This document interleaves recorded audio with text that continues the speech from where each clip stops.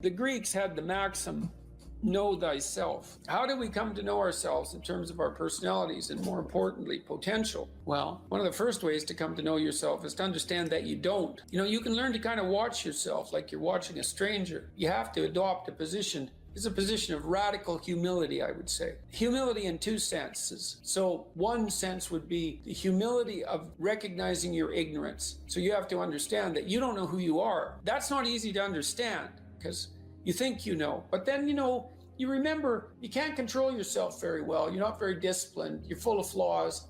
Maybe you don't know yourself as well as you think, but it's hard to get low enough to understand how deeply it is the case that you are ignorant about who you are. Now, there's an upside to that too, which also is that you're also ignorant about who you could be. And so the discovery of that, is some reward for the horror of determining who you actually are. And then I would say, well, then you watch yourself. You watch yourself like you're watching a stranger. You watch what you say and you listen.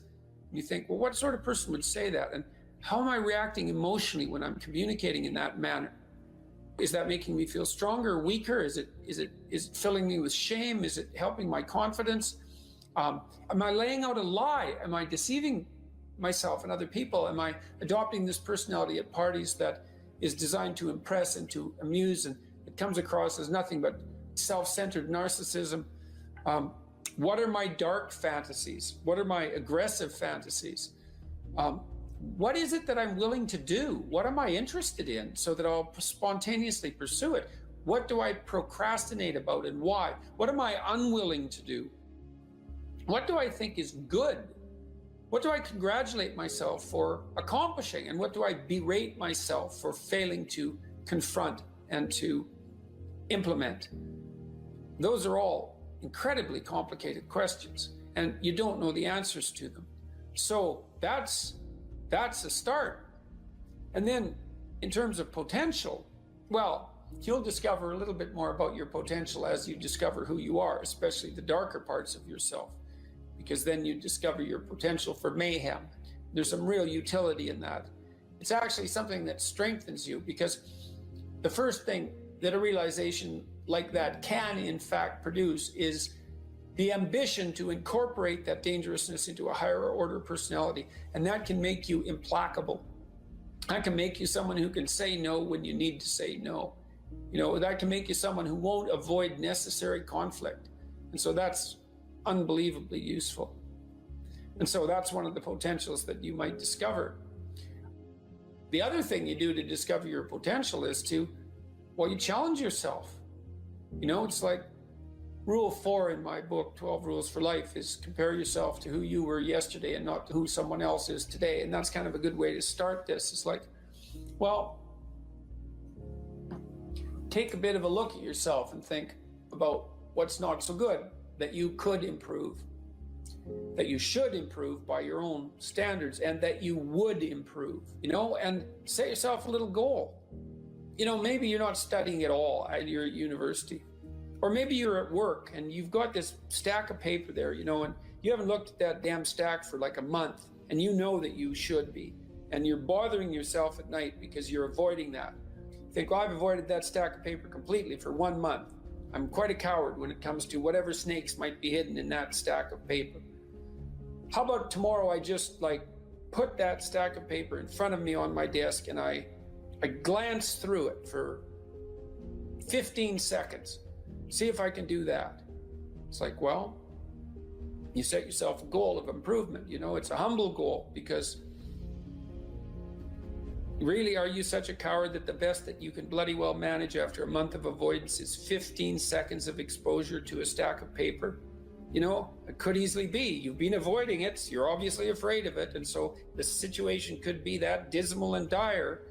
And you might think, well, geez, it's no balm to my ego. It's not fostering the strength of my ego to recognize in myself someone who could only withstand 15 seconds of exposure to that thing I'm afraid of. And so that's a form of humility too. It's like there's things you could do to improve, and you know what they are. And there's small steps that you could take, that you might take, that would put you in that direction. And then the question is, are you big enough to take those small steps? Are you capable of grappling with the fact that you're fundamentally flawed to the point where you have to break things down into almost childlike steps in order to manage them? And the answer to that is, yeah, you are. And that's the lot of, I don't know if it's the lot of everyone. Most people have things they avoid, and they're afraid of. So I would say to some degree, it's the lot of everyone. People vary in the degree to which they've conquered that. And you do meet people from time to time who are extraordinarily disciplined. But most of the time, they've got disciplined in exactly this manner. It's through slow incremental improvement. And then you challenge yourself. It's like, well, could I do this? That would be better. And you find out. And then you think, well, is there something slightly larger and more challenging that I could do that would be better? And you try it and you find out. And as you try it and you find out, generally you get better at it and you can take on larger and larger challenges. You take responsibility for yourself. That's part of standing up straight with your shoulders back. It's like, take on the world, man, but only at the level that you can manage. When you're ignorant and biased and deeply flawed and immature, it's where everyone starts. You don't want to bite off more than you can chew, but it doesn't mean that you can't wrestle with part of reality. Some part that's small enough so that you have a good shot at victory. To put yourself together, the first steps towards that is to allow yourself to be a fool, right? It's because you don't know what you're doing. You have to admit that. And there's going to be a loss of ego or destruction of ego, arrogant ego that necessarily accompanies that. But you need the loss of that arrogant ego because it's precisely what's interfering with your movement forward. It's part of the adversarial process, mythologically speaking, that stops moral progress. You're too proud of who you think you are to notice what you're like so that you could change properly. You don't want to sacrifice that part of yourself. It's probably associated with some delusion that helps you maintain a positive, although very fragile self-image, in the absence of genuine effort. It's not to be recommended. You know yourself by watching and paying attention. It's watching like you're a snake. A snake watches like cold-bloodedly, with no emotional reaction, just to see what's there. It doesn't allow, symbolically speaking, doesn't allow what is wanted or desired to interfere with what is observed. So you watch yourself like that, as if you don't know who you are. Well, that's the beginning. And then you challenge yourself continually to see how far past yesterday you can push today and tomorrow, and to continually experiment with expanding the domains not only of your competence, but of your ability to increase that competence. And the upper limit to that is proportional to the moral effort that you put into it. The more that's guided by the highest of all possible visions, right? The alliance with the highest of all possible conceivable good.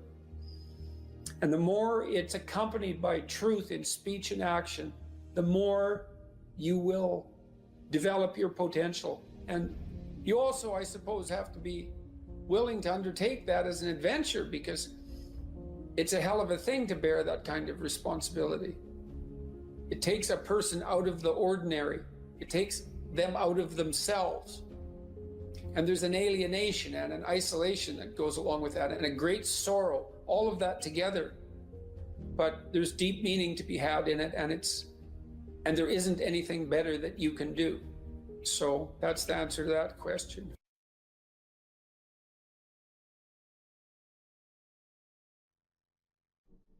I'm going to talk to you about some things I've learned in my journey. Most from experience, some of them I heard in passing, many of them I'm still practicing, but all of them I do believe are true.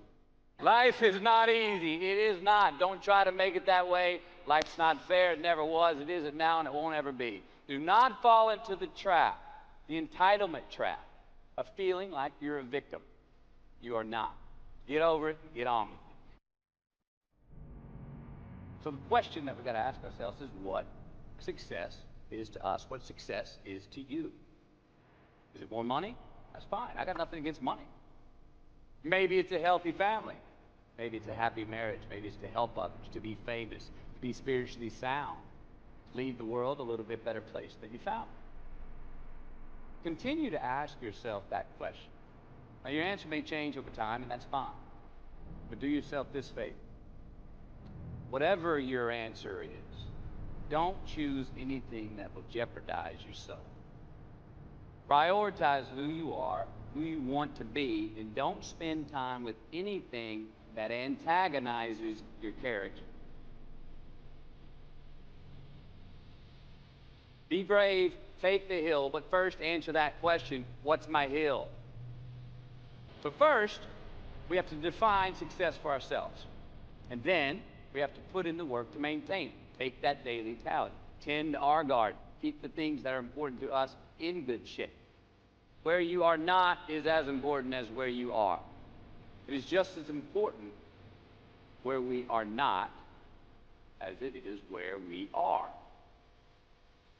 Look, the first step that leads to our identity in life is usually not, I know who I am. I know who I am. That's not the first step. The first step's usually, I know who I am not. Process of elimination. Defining ourselves by what we are not is the first step that leads us to really knowing who we are. You know that group of friends that you hang out with that they really might not bring out the best in you?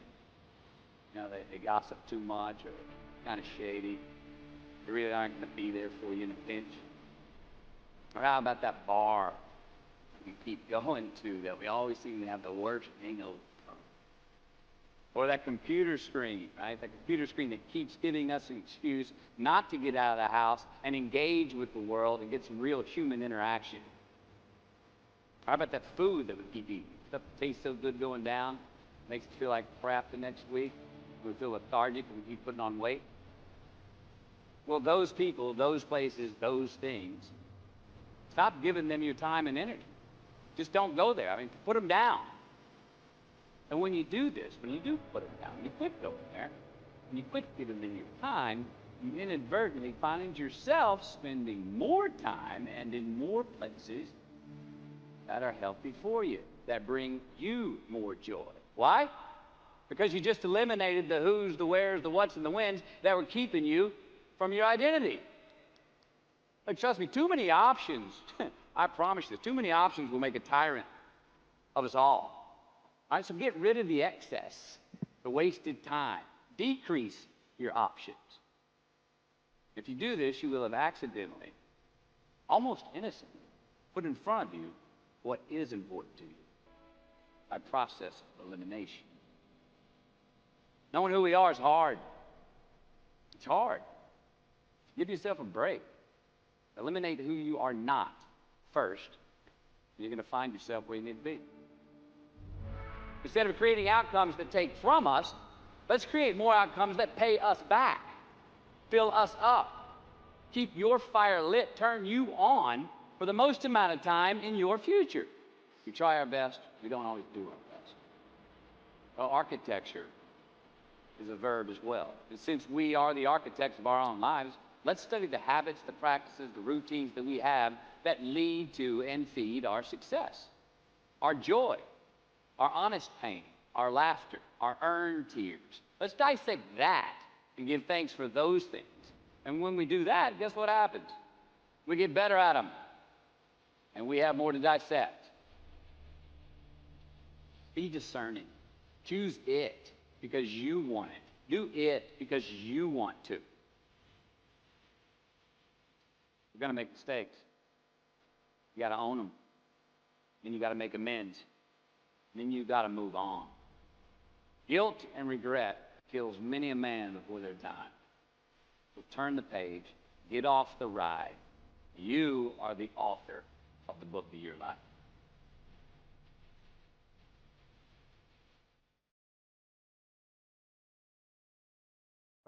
I wouldn't consider myself either naive or particularly optimistic person. I don't think I'm either of those. But this is actually an idea, this is one of the only ideas that I've ever found that I really believe to be rock solid. I actually think that it's true. And it's very optimistic because it says, you can use your sense of meaning to calibrate your progress through life. But there's rules. You have to aim at the highest possible good that you can conceive. Now, and that's subject to update, because what the hell do you know? But you start by aiming at the star you can see rather than the dimmer one that you can't yet perceive. And then you decide that you're going to do that honestly, right? That's a big decision. So the first decision, I think, in some sense, is a decision of love. You're going to decide that being is worthwhile and that you're going to work for its betterment. And that's a decision that's based on love. And the second decision is based on truth. Having made that decision, you're going to play a straight game. Having made those two decisions, I think that you can allow your sense of meaning to calibrate your pathway. And then what's so interesting is that you hit a state that's as close to paradisal as you're going to hit right away, because being engaged like that, it's better to be engaged in the solution of a complex problem than not to have a problem at all. And that's no different than saying it's better for there to be being than non-being, because being is a problem. And so if you want to have no problems, then you have no being. And you could say, well, being is so miserable that maybe that's the route we should take. And fair enough, but maybe you can have your cake and eat it too. You can have the damn problem. It can be a problem worth solving, and you can be so engaged in solving the problem that it justifies the fact that the problem exists. And then you get to have the problem and the solution at the same time, and maybe that's better than not having the problem at all. And I believe that, because one of the things I have seen, and I've seen this being so interesting when I've been lecturing to people, especially more recently, and this has also manifested itself on YouTube. I'm talking to people a lot about responsibility, and it's young men in particular that seem to be responding to that. And I think that's partly because I think that young women, in some sense, have their responsibility map already laid out for them. It's also less voluntary in some sense for women, because they have more complicated problems to solve in the first part of their life, right? Because they have to get the family problem solved. But whatever. I've been talking in a very delineated manner about responsibility, which is a strange thing to sell to people, but responsibility is what gives your life meaning. And so then you might say, well, then take on ultimate responsibility. And what happens? You have an ultimately meaningful life. And then you might say, well, if your life is ultimately meaningful, it doesn't matter if it's punctuated by tragedy or even predicated on tragedy. It's worth it. And I think that's true. And everything I've seen indicates to me that's true. Every time I get my clients to take on more responsibility, you know, and it isn't an injunction. You're a bad person, you should take on responsibility. It has nothing to do with that. You can define the damn responsibility. It isn't something that someone else should impose on you. It's not a matter of doing what you should do in some abstract manner.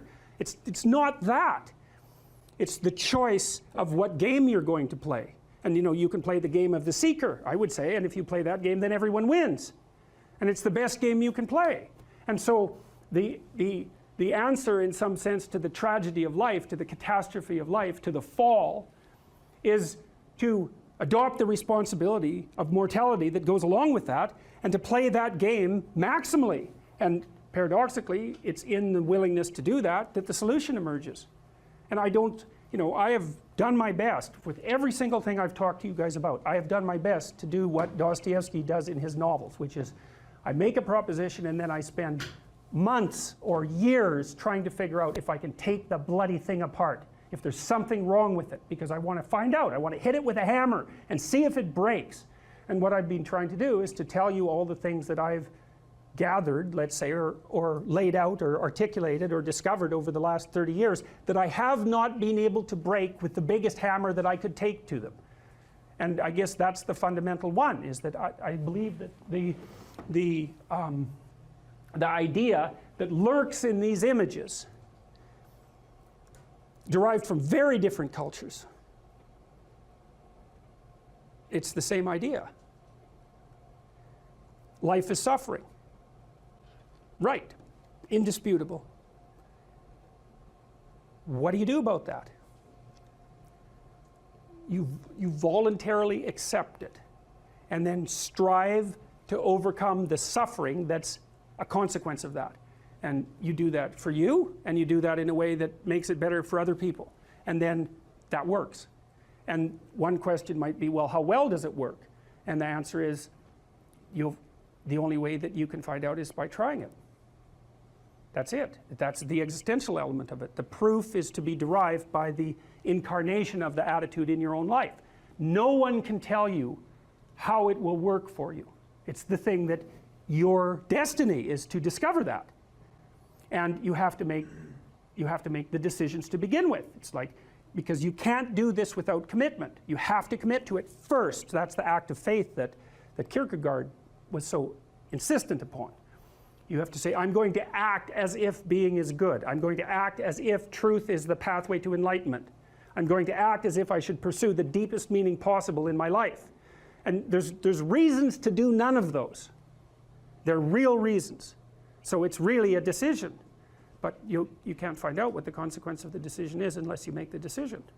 I think the same thing happens when you get married, by the way. Is that if you think you might leave, you're not married. And then you think, well, the marriage didn't succeed. It's like, well, maybe you were never married. Because the rule is, you don't get to leave. And there's a reason for that rule. Now, I'm not saying that there aren't situations where there should be exceptions made for that. That's not the point. The point is that there's some games you don't get to play unless you're all in. And the other thing that's so interesting about being alive is that you're all in. No matter what you do, you're all in. This is going to kill you. So I think you might as well play the most magnificent game you can while you're waiting. Because do you have anything better to do? Really? Why not pick the best thing possible that you could do? Why not do that? Maybe you could justify your wretched existence to yourself that way. I think you could. That's what it looks like. You know, people find such meaning in the responsibilities they adopt, it stops making them ask questions about what life is for. If you have a newborn child, for example, like unless you're really in a bad way, psychotically depressed, or maybe your personality really needs some retooling, you stop thinking about anything but ensuring that that baby is doing well. And if someone comes along and asks you an existential question about your commitment to that, the right response is, why are you asking me such stupid questions when this is manifesting itself right in front of your eyes? Like, how blind can you be? That isn't a time for questions about the meaning of life. The answer is right in front of you. And if you can't see it, it's not because life has no meaning, it's because you're blind. I mean, that's what the image of the Virgin Mother and the child is all about. It's like, what's the answer to the meaning of life? Here's an answer. It's like, well, I'm going to criticize that. Well, go right ahead. You know, it's like what you're like a what do you call that? A termite gnawing on a temple. There's no utility in that sort of criticism. It's blindness. And it's the same thing with regards to the path of the hero. It's like it glistens in front of you and you can criticize it. It's like, fine. Put the cart before the horse and see how far you get. So I thought, to bring full closure to the class, I was trying to solve this terrible puzzle that confronted me and many other people about how it was that human beings got themselves in such a tangle about what they believed.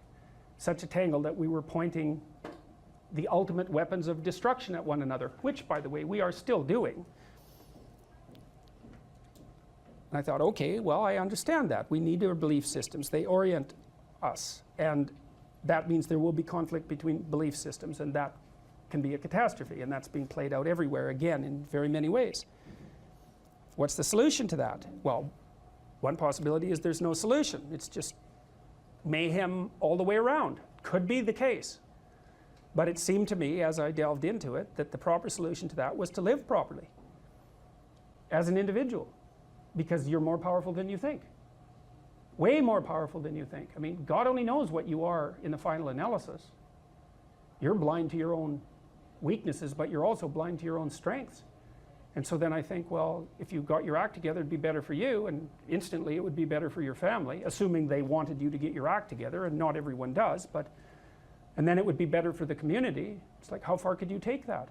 If you stopped wasting time, and if you stopped lying, and if you oriented yourself to the highest possible good that you could conceive of, and you committed to that, how much good could you do? Well, I would say, why don't you find out? So that's what I think you should do. You should find out. You don't have anything better to do. And there's nothing in it, as far as I've been able to tell, there's nothing in it but good.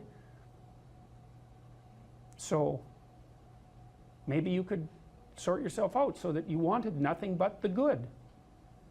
And then maybe you could help make that manifest in the world. And maybe we wouldn't have all these terrible problems then. At least we'd have fewer of them, and that would be a start. So it's the answer to the problem of humanity is the integrity of the individual. That's the answer. So, and states that are predicated on that realization are healthy. So, and states that aren't are doomed to stagnation and catastrophic collapse. And personalities that are predicated on self-tyranny and the tyranny of others are doomed to collapse. So, and then you think, well, what's the barrier? And the barrier is, are you willing to accept the responsibility? And part of the answer to that is, reduce the damn responsibility until it's tolerable. You don't have to fix everything at once. You could just start by fixing the things that you could fix. Or you could even do it more. You could do it with even less self-sacrifice. You could start by fixing only the things that you want to fix. God, you can get a massive way that way. So do it. See what happens. That's what you should have been taught in university right from the beginning. It's like, aim at the highest good. Tool yourself into something that can attain it. And go out there and manifest it in the world. And everything that comes your way will be a blessing. And so all you have to do is give up your resentment and your hatred. I know that's a hard thing to give up because you have plenty of reason for it. That's probably a good place to stop. So it was a pleasure. If you concentrate solely on your career, you can get a long way in your career. And I would say that that's a strategy that a minority of men preferentially do. That's all they do. They work like 70, 80 hours a week. They go flat out on their career. They're staking everything on the small probability of exceptional status in a narrow domain. But it's hard on them. They don't have a life. It's very difficult for them to have a family. They don't know how to take any leisure activity. Like, they get very one-dimensional. Now, it may be that that unidimensionality is the price you have to pay to be exceptional at one thing, right? Because if you're going to be something like a genius level mathematician and you want to do that or a scientist, say, it's like you're in your lab all the time, you're working 70 hours a week or 80 hours a week, you're smart, you're dedicated, you're unidimensional, and that's how you get to beat all the other people who are doing that. It's the only way. But the problem is you don't get a life. Now, if you love being a scientist and you have that kind of focus of mind, well, first of all, you're a rare person, and second, you're going to pay for it. But fine, more power to you. But it's a risky business to do that. You sacrifice a lot for it. You know, and I would say most often, if you're speaking about having a healthy life, that isn't what you do. You spread yourself out more. So, you know, you have a family. You have some things that you do outside of work that are meaningful to you and useful. You have a network of friends. Well, those 3 things alone, or 4 things alone, are plenty to keep you well oriented. And then if one of those things collapses, you know, everything doesn't go. Now, the price you pay for that is the more you strive to optimize that balance, the less likely you are to be fantastically successful at any single one of them. But you might have a very, you know, if you consider your life as a whole, that might be a winning strategy. One of the things Carl Jung said, I really liked this. He thought that men went after perfection and women went after wholeness. There's something different at the top of the value hierarchy. So perfection would be stake it all on one thing and look for radical success. Not that all men do that, because they don't, but we're talking about extremes, at least with regards to the men that do that. The wholeness idea is more like, well, it's like I want one thing in my life to be 150%, or I want 5 things in my life to be 80%. Well, there's a lot more richness in a life where you have 5 things operating at 80%, but you're not operating at any of them at 150%. So, and I really believe this because I've watched men and women go through their careers now for a long period of time, and one of the things that, there's lots of things that produce this, but one of the things that I've noticed is that mostly women in their 30s bail out of unidimensional careers. They won't do them. They won't put in the 80 hours a week that they would have to put in order to dominate that particular area. And it isn't, the reason that they won't do it is because they decide it's not worth it. And no wonder, because why would that be worth it? You have to ask yourself that. It's like, well, you want to be an outstanding scientist. It's like, okay, really, that's what you want, because that means that's what you do, because you're competing with other people. You know, they're smart, they're hardworking, and if you want to be at the top, you have to be smarter and work harder than any of them. And working hard means working long hours. I mean, it also means working diligently, but in the final analysis, it's also an additive issue. If I'm smart and hardworking and I can crank out for 70 hours a week, and you do it for 30, it's like, in 2 years, I'm so far ahead of you, you will never, ever catch up. So, anyways. And I think partly, maybe part of the reason, too, that women are oriented that way more than men, I think there's two reasons. One is socioeconomic status does not make women more attractive on the mating market, but it does make men more attractive. And the second is women's time frame is compressed, right? Because guys can always say, well, I'll have kids later. And they can say that till they're like 80. Whereas women, it's like, no way, man. You got to get it together by the time you're, let's say, 40, but really probably by 35, but definitely by 40, because otherwise it ain't happening. And that's bloody dreadful. One of the common routes to extreme unhappiness is to want children and not have them. I wouldn't recommend that. You know, you see couples who are in their 30s. 1 couple in 3 over the age of 30 has fertility problems. That's defined as inability to conceive after 1 year of trying. 1 in 3. So it's worth thinking about, because people are very, very unhappy if they want to have kids and then they can't. Man, you're in the medical mill for 10 years if that's what happens to you. We've got a hypothesis that we're still working out that's supported to some degree by the relevant literature. So imagine that you're looking for a stable partner, right? So you might think, well, what do you want in a stable partner? And at least in principle, one of the things you don't want is too much mismatch between you and that person on the 5 fundamental dimensions. So for example, if you're really extroverted and you have a really introverted partner, you're going to engage in continual conflict about how much social activity the two of you should subject yourself to. And it's very, very difficult for people who widely differ on those dimensions to come to consensus, because it's not just a matter of opinion, right? It's really a matter of different, if you're looking at extremes, of really different types of people. And the thing about introverts is they just don't enjoy large-scale social interaction that much. One-on-one, they're often fine, but in a group, they don't like that, and it tires them out. Whereas a real extrovert, it's like you isolate them and they just wither on the vine, because a huge part of what actually motivates them in a positive way is tangled up with social interaction. And so if you're an agreeable person and you have a particularly disagreeable partner, you're also going to run into problems, because the agreeable person will say whatever you want, whenever, and the disagreeable person will say, well, I'd like to know what the hell you want for a change, and be much more harsh and much more demanding in the situation. And the agreeable person is going to find the disagreeable person harsh and unpleasant, and the disagreeable person is going to find the agreeable person wishy-washy and unable to stand up for themselves. And again, that's actually one of the primary sources of tension between men and women, because women tend to be higher in agreeableness than men. It's about half a standard deviation, which is quite a large difference by psychological standards. And so what that means, I probably haven't got the statistic quite right. If you have a group of men and women and you pick out random pairs, the woman is going to be more agreeable than the man 60% of the time. So that's not an overwhelming proportion, but it's reliable, and it's quite large by psychological standards. So there's the problem with agreeableness. With conscientiousness, well, if you're conscientious, you're industrious and orderly.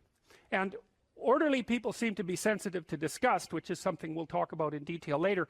We've had a hard time specifying exactly what makes industrious people industrious, because it's hard to come up with an animal model for that sort of thing, and there's no theoretical model. But our latest idea is that, it's not my idea, it's actually the idea of my graduate student, Christine Brophy, is that industrious people find it unpleasant and unsettling to not be doing something. There's always people out there who are doing far better than you on pretty much anything you want to imagine.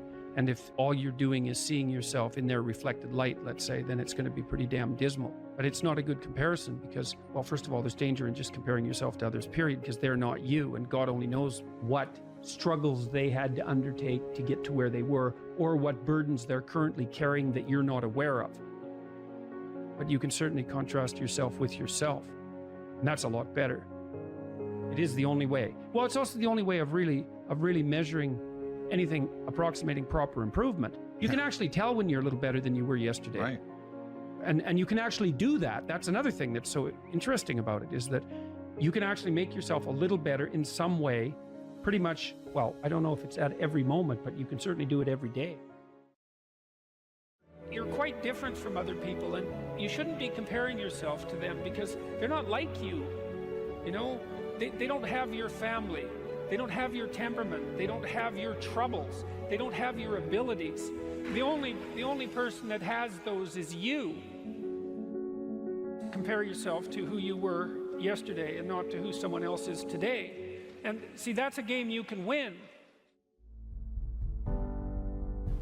Be careful who you share good news with, because you want to share good news with people who are going to be genuinely happy for you. And that's one way that you can identify those people who are really on your side. Be careful who you share bad news with, because that's equally tricky. You know, you want someone who will listen to you when you're having trouble and allow you your grief, especially if it's a consequence of something tragic, and who won't try to one-up you, you know, because often when you're talking to people, they'll be thinking about what they have to say that's worse, and that's not helpful if you need a listening ear. Make one room in your house as beautiful as possible. I talked a lot already about the necessity of cleaning your room, which is, you know, in some sense a foolish piece of advice because it seems so obvious, but it's not obvious at all. And you'll find if you try it, especially if you're in a household that's not very functional, that you'll encounter obstacles that you couldn't imagine existed while you're trying to put your life in order. And you can take your surroundings beyond order and move towards beauty, and that's unbelievably useful. One of the things that I've been so you know, there's lots of different ways to interpret the world, and you can maybe even make a case that there's an endless number of ways to interpret the world. And the problem with that is that it kind of disorients you in terms of what you should be doing. But just because there's a very large number of ways to interpret the world doesn't mean there's a very large number of productive, meaningful, and sustainable ways to interpret the world. And one of the things you do have to do is figure out how you can conduct yourself today so that you don't upset the apple cart in a week or a month or a year. And so, you know, what you do in some sense psychologically is you admit to yourself that your current frame of reference is faulty. Mm-hmm. And then you start opening the door to a different kind of thinking, which is more creative thinking. It's more lateral thinking. Saying, well, I'm wrong, but that's not necessarily a problem because I could be right if I thought some other way. Well, you know, that's great. Often it works. Yeah. And there's almost no end to the utility of trying to figure out which ways that you're wrong. Yeah. Because there's lots of them. And every time you discover one, then you don't have to be quite so wrong anymore. That's a really good deal. Yeah. It's from the uphill climb that we derive our value, and I mean this technically. So almost all the positive emotion we feel, especially the emotion that fills us with enthusiasm, and that's experienced in relationship to a goal. And so in some sense, you want a goal that you can never attain. So you can always move closer to the goal that recedes as you move towards it. You think, well, that's frustrating. It's like Sisyphus pushing the rock uphill. But it's not, because as you pursue that goal, you put yourself together and your life does get better and richer and more abundant. And that's why the highest levels of virtue and goal are in some sense transcendent. You want them to be above everything you're doing so you can continually move towards something that's more sublime and better. That's what you are. You're here to live, not to sleep. And the problem with the vision of Mai Tais on the beach is that, well, first of all, that's a vision of drug-induced unconsciousness. Second, it's only going to work for about a week. Third, you're going to be a laughingstock in a month and depressed and aimless and goalless. That's not, you want a horizon of ever expanding possibility. And so it does happen to people because they've staked their soul on the attainment of an instrumental goal. And it can be a pretty high order goal, but then you think, now I'm there, now what? Well, the answer can't be, well, I'm going to live in the lap of luxury and never have to leave what do you want to be, a giant infant with a gold bottle? You never have to do anything but lay in your back and suck. It's like, you see the problem with that as a conceptualization. It's no, you want to be like an active warrior moving uphill with your sword in hand. And that's dynamic, that's exciting.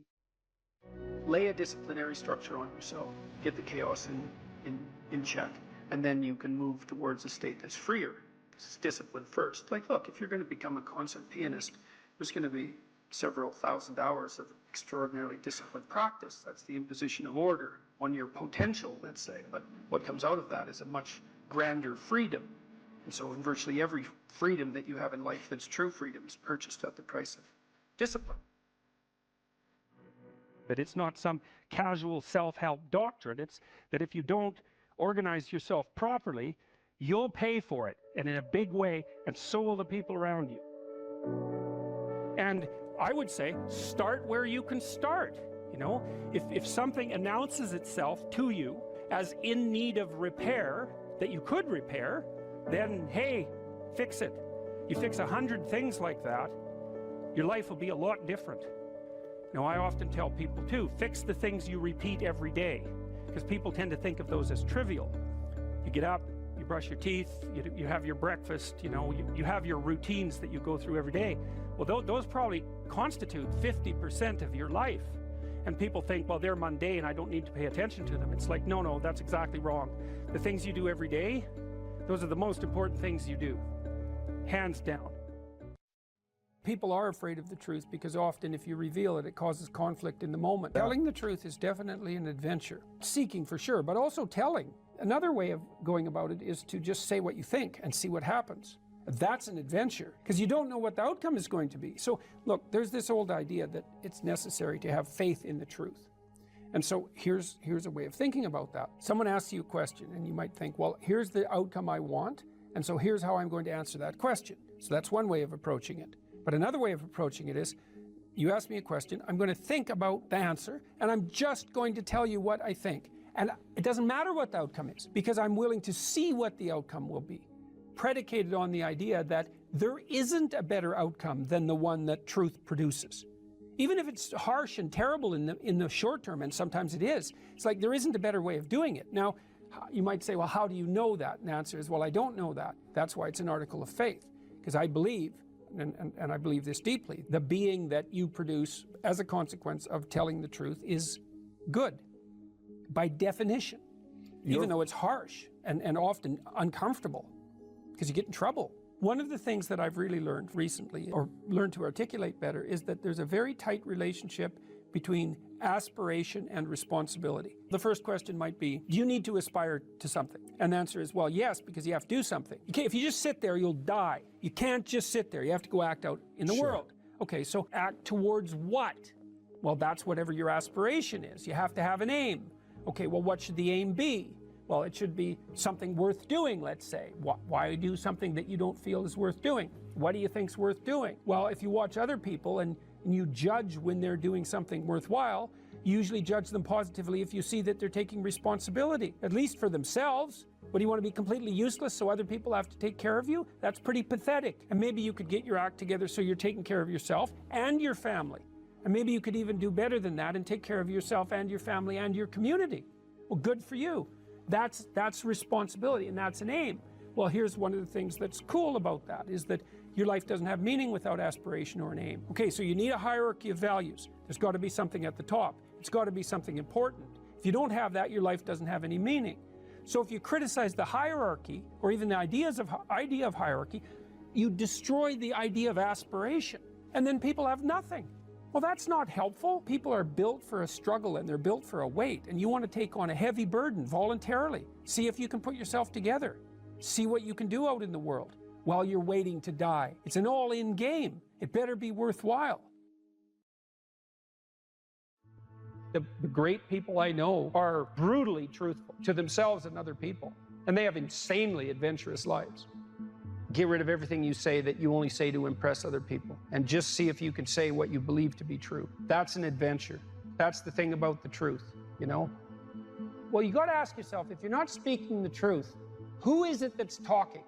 If you're saying something that you do not believe to be true, it's not you talking. It's something else. It might be the part of you that wants to manipulate the other person into delivering what you think you want from them. Well, what is that spirit of manipulation that you've allowed to possess you? It's not you. Let's say you decide to live your whole life in that instrumental manner. You're going to craft your words like the student who says, well, I'm going to write what the professor wants to hear so I get the grade. It's like, well, you just turn yourself into that. Well, who is it that's doing that manipulating? It's not you, because those aren't your words. So even if you get the grade, it's not you that got the grade. It's the false you. It's the manipulative you. So you do that your whole life. You don't have your life. And then you think, well, God, that was a miserable life. I manipulated everybody. They were so damn stupid. They were sucked in by it. They're all contemptible. Everyone does it, you know, which they don't, by the way. And so that's a pathway to bitterness. Partly because if you're a manipulator and you use your language falsely, you don't live your own life. You live the life of whatever possesses you when you think it's you manipulating. And so you live the life of the spirit of manipulation. You know, maybe you're in California, see someone speeding down the road in a convertible Porsche, and you think, oh man, what a lucky bastard. And the truth of the matter is that he's thinking about wrapping his expensive sports car around the next cement pillar that he comes close to. You know, you can't tell. And people have hard lives, and even people who are comparatively fortunate have hard lives. And the ideal that you're observing that makes you jealous and resentful is in large part an illusion that's created by your own mind.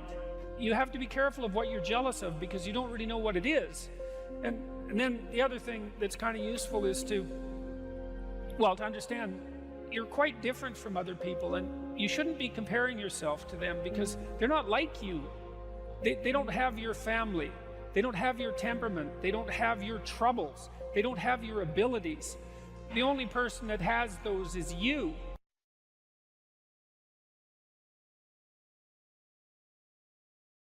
The internal problem is, how do you deal with tragedy and malevolence? And you can say, well, I'm not prepared. It's like, yeah, fair enough. Unsurprising, especially if you were overprotected as a child. It's not a good idea to overprotect your kids, because the snakes are going to come into the garden no matter what you do. And so then you, instead of trying to keep the damn snakes away, what you do is you arm your child with something that can help them chop them into pieces and make the world out of them. So that the trick for human thriving in the face of suffering and malevolence is strength, not protection. It's a completely different idea. We also know this clinically. We know, for example, that if you treat people with exposure therapy for agoraphobia, which is, roughly speaking, the fear of chaos, I would say, the fear of everything, you don't make them less afraid. You make them braver. It's not the same thing. Because with an agoraphobic, see, what happens to them is the fall. They never conceptualize death and suffering. They're naive, right? It never enters the theater of their imagination, and it's because they're protected from it. But then something happens. This often happens to women in their 40s, because they're the people most likely to develop agoraphobia. Something happens. They've been protected from chaos by authority their entire life. So maybe they had an overprotective father, and then they went to an overprotective boyfriend, and then they went to an overprotective husband. And maybe they were willing to be subjugated to all three of those because of the protection, right? So that's the bargain. They stay weak and dependent, and maybe they have to because that's the only way they can appeal to the person who's hyperprotective. But the price they pay for that is that they're not sufficiently competent. And then something happens in their life, often in their 40s. They develop heart palpitations, maybe as a consequence of menopause. Their heart starts to beat erratically, and they think, oh no, death. It's like, well, who are you going to talk to about that? Right? There's no protection from authority for that. Or maybe their friend gets divorced, or maybe their sister dies, or something like that. It brings up the specter of mortality, and maybe the specter of malevolence and mortality, and it brings it up in a way that authority, recourse to authority, cannot solve. And so then they have panic attacks. What happens? They go out, they get afraid, they feel their heart beating, then they get afraid of their heart beating because they think, oh no, I'm going to die, and they think, oh no, I'm going to die, and I'm going to make a fool of myself while I'm doing it and attract a lot of attention. So the two big fears come up: mortality and social judgment. And then they have a panic attack. It's like fight or flight's gone out of control. Very, very unpleasant. Then they start to avoid the places they've had a panic attack. Then they end up not being able to go anywhere. So then Tiamat has come back, right? A huge monster, a little victim. And so what do you do with them? Well, there's no saying, no, there's no Tiamat. That's done, right? Their naivety is over. They've had a direct contact with the threat of mortality and social judgment. They've met the terrible mother and they've met the terrible father. And there's no going back. There's no saying, oh, the world is safe. It's not safe. Not at all. It's not safe. The fact that you think it's safe means that you were living in an unconscious bubble that was sort of provided to you by your culture. It's a gift. And now that's been shattered. And so now what do you do? Well, the answer is you retreat until you're in your house and there's nowhere you can go. You're the ultimate frozen rabbit, right?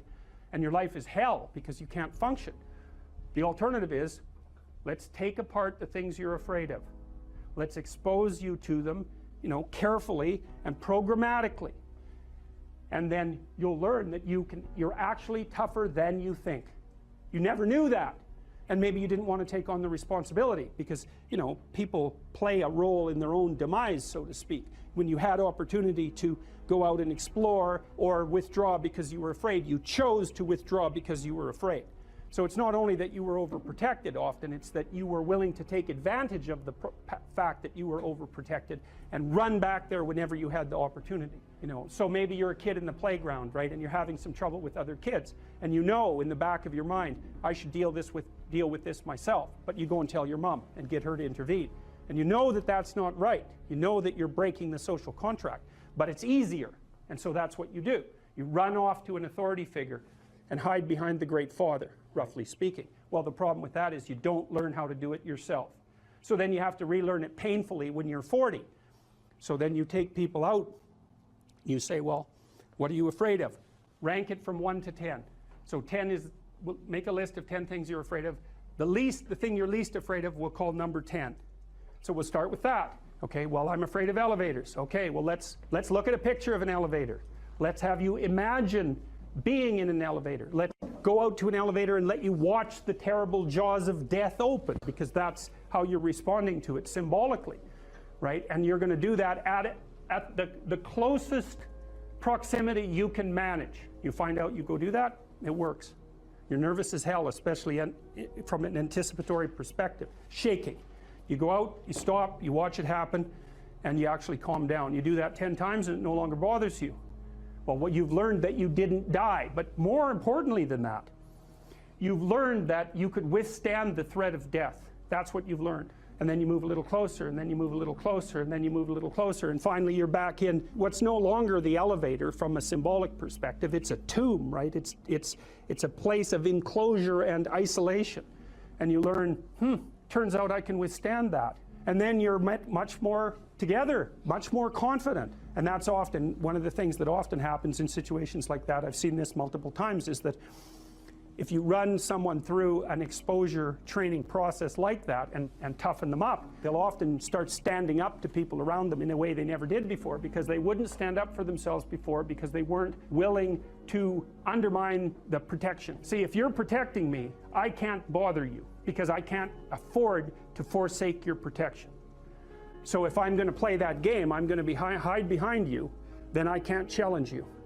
So that's no good, because that's sometimes why people, you see this with guys very frequently, they're still deathly afraid of their father's judgment when they're in their 30s or 40s. It's like, well, why? No, because they still want to believe that there's someone out there that knows. And so they're willing to accept the subjugation because it doesn't force them to challenge the idea that there's someone out there that knows. Because that's the advantage of having your father as a judge, right? Because he knows. Well, what if he doesn't? What if no one knows any better than you? Well, that's a rough thing. You don't, until you realize that, you're not an adult, right? That's really technically the point of realization of adulthood, is that no one actually knows what you should do more than you do. I mean, it's a horrible realization, because what the hell do you know? It's a terrible realization, and people will often pick slavery, permanent slavery, to the spirit of the Great Father, let's say, over that realization, and it's completely understandable. But The problem with it is that there's more to you than you think. And so if you continue to hide behind that figure, then you never have a chance to understand that there's more to you than you think. Far more to you than you think. Maybe there's enough to you so that you can actually withstand the threat of mortality without collapsing. Maybe even withstand the threat of malevolence without collapsing. Who knows? It's certainly possible. And it's not an abstract question. It's exactly the sort of question that you address in the psychotherapeutic process. It's always the question that you address. And the answer is often in the affirmative, because people can get unbelievably tough.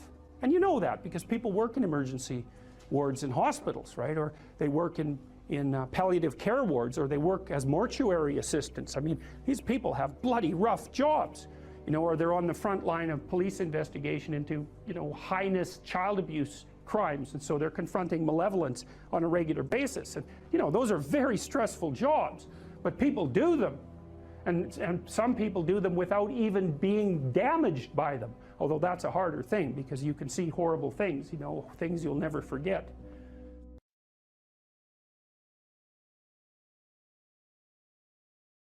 It doesn't matter what your personal circumstances are. There's always something that isn't right near you, isn't correct, isn't laid out properly, that you could just fix if you wanted to. There's no shortage of opportunities to do that. You can do that in your own mind. You can do that in your own room. You can do that in your own household, in your local community. And maybe if you get good at doing it at all those levels, then you can start to look beyond that. If you adopt the attitude, an attitude that the role that you should play is to make things better wherever you are, however you can, that what would actually happen would be that things would get better wherever you are. The world shifts itself around your aim, because you're a creature that has an aim. You have to have an aim in order to do something. You're an aiming creature. You look at a point and you move towards it. It's built right into you. So that sets up the world around you. It organizes all of your perceptions. It organizes what you see and you don't see. It organizes your emotions and your motivations. So you organize yourself around that aim. And then what happens is the day manifests itself as a set of challenges and problems. And if you solve them properly, then you stay on the pathway towards that aim. And you can concentrate on the day. And so that way you get to have your cake and eat it too, because you can point into the distance, the far distance, and you can live in the day. And it seems to me that that makes every moment of the day supercharged with meaning, because if everything that you're doing every day is related to the highest possible aim that you can conceptualize, well, that's the very definition of the meaning that would sustain you in your life. An uphill trajectory is actually even better than being somewhere good as far as I'm concerned, because one of the things that really makes your life meaningful is the clear realization that you're headed somewhere better than you are now. And then it's even better if you also understand that there's a direct causal relationship between the things that you're doing and the steepness of that incline. There's two modes of being in the world, right? There's one where you adopt the responsibility for living properly, for being properly, and you make the sacrifices necessary for doing that, and then everything will flourish properly. And the other one is a pathway of resentment and bitterness and rejection and genocide. If you make your life 0.1% better a week, man, in 2 or 3 years, you're in such a better place than you were that it isn't even like the same domain. And if you keep that up for 10 years or 20 years, you know, especially if you're young and you start early, you start to straighten yourself out and fix the things that you can fix. You can transform your lives in ways that are completely unimaginable. And God only knows what the upper limit of that is in terms of human possibility. What you're actually made of, what you're made of is what you encounter when you voluntarily encounter the unknown. And so the more you voluntarily encounter the unknown, the more you get made of. And the more you get made of, the more there is to you. And then the more you're good at encountering the unknown and restructuring order and calling forth proper order out of the potential of being. And God, you got to think, why wouldn't you do that since you can do that? the fact that you're fragile is actually a precondition for your heroism, because if you weren't fragile, then there'd be nothing heroic about doing something difficult, right? Because if you couldn't be hurt or damaged or defeated or end up in failure, then where's the moral courage in the endeavor? It has to be that the fragility is built into the courage. People denigrate the opportunities that are right in front of them. And there's no reason to do that, because what's right in front of you is the majesty of being. That's what's right in front of you. It's inexhaustibly complex and full of potential, and there's no reason to assume that wherever you happen to be isn't as good a starting place as anywhere else. Well, I know some people have terrible, terrible lives. They're in situations that are absolutely unbearable. But I also do know that even situations like that can be made a hell of a lot worse by the worst kind of attitude. That's for sure.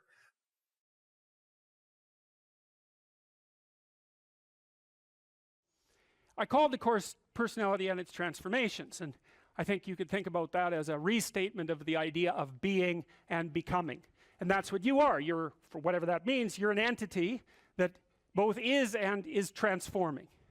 And there's a rule that goes along with that, by the way, which is don't sacrifice who you could be for who you are. Which means if you have to choose to transform in a positive direction or maintain your current position, then it's better to transform in a positive direction. So you might even think of that as the core of your being. That's a Piagetian idea. It's a Jungian idea as well. Who are you? You're the thing that transforms who you are. Now, you're also who you are, but on top of that, you're the thing that transforms who you are. And I do think that that's not an arbitrary statement. You know, one of the things that modern universities do dreadfully now is convince their students that value structures are relative, and that's a big mistake. There's a lot of things wrong with that idea, and one of the things that's wrong with that idea is that doesn't include what I just mentioned, which is that's a good moral rule, is you are the thing that is and you're the thing that becomes, and you should put the thing that becomes at a higher place than the thing that is. That means you also have to allow yourself to shake off those things about you that you might be pathologically attached to, habits and people, for that matter, ways of thinking, all of those things. You have to allow yourself to shake those off, and that's more like a burning. That's why the phoenix is the symbol that it is, right? It's old and it deteriorates, it bursts into flame, and then it's reborn. It's like, well, do you want to be reborn? It's like, well, that's not the question. The question is, do you want to burst into flame? And the answer to that generally is no, but that's the wrong answer. The right answer is you let all that nonsense burn away. And you know, and you might say, well, I don't know what I should leave behind. And the answer to that is that's a lie. You know some of the things that you should leave behind. All you have to do is ask yourself. You'll come up with a list instantly of 100 stupid things that you're doing that you know you could stop doing. Some of them maybe you don't know you could stop doing. It's like, well, fine, leave those alone for now. But there's a bunch of things you perfectly know well that you could stop doing that would improve your life. And so do that, see what happens. That's a good idea. All right, so it's personality and its transformations, because partly I wanted to talk to you about what you are as a human being and also as an individual, but also what you could become. And that's actually a crucial question in the domains of clinical psychology in particular, because a lot of what you're doing with people as a clinician is trying to figure out who they could become. That's right, you have a problem, your life isn't what it could be. It's like, fine, let's see what it could be like if we changed it. We'll figure out how to change it. That's got to be a negotiated dialogue, right? Because like, I don't know what the hell you should do with your life. I can help you figure it out, maybe. We can talk about it, but you are the person who has to decide if the things that you're aiming for, you know, get you out of bed in the morning, because that's at least one of the crucial issues. So you got to specify the goal. And then you got to specify the transformation processes and start practicing them.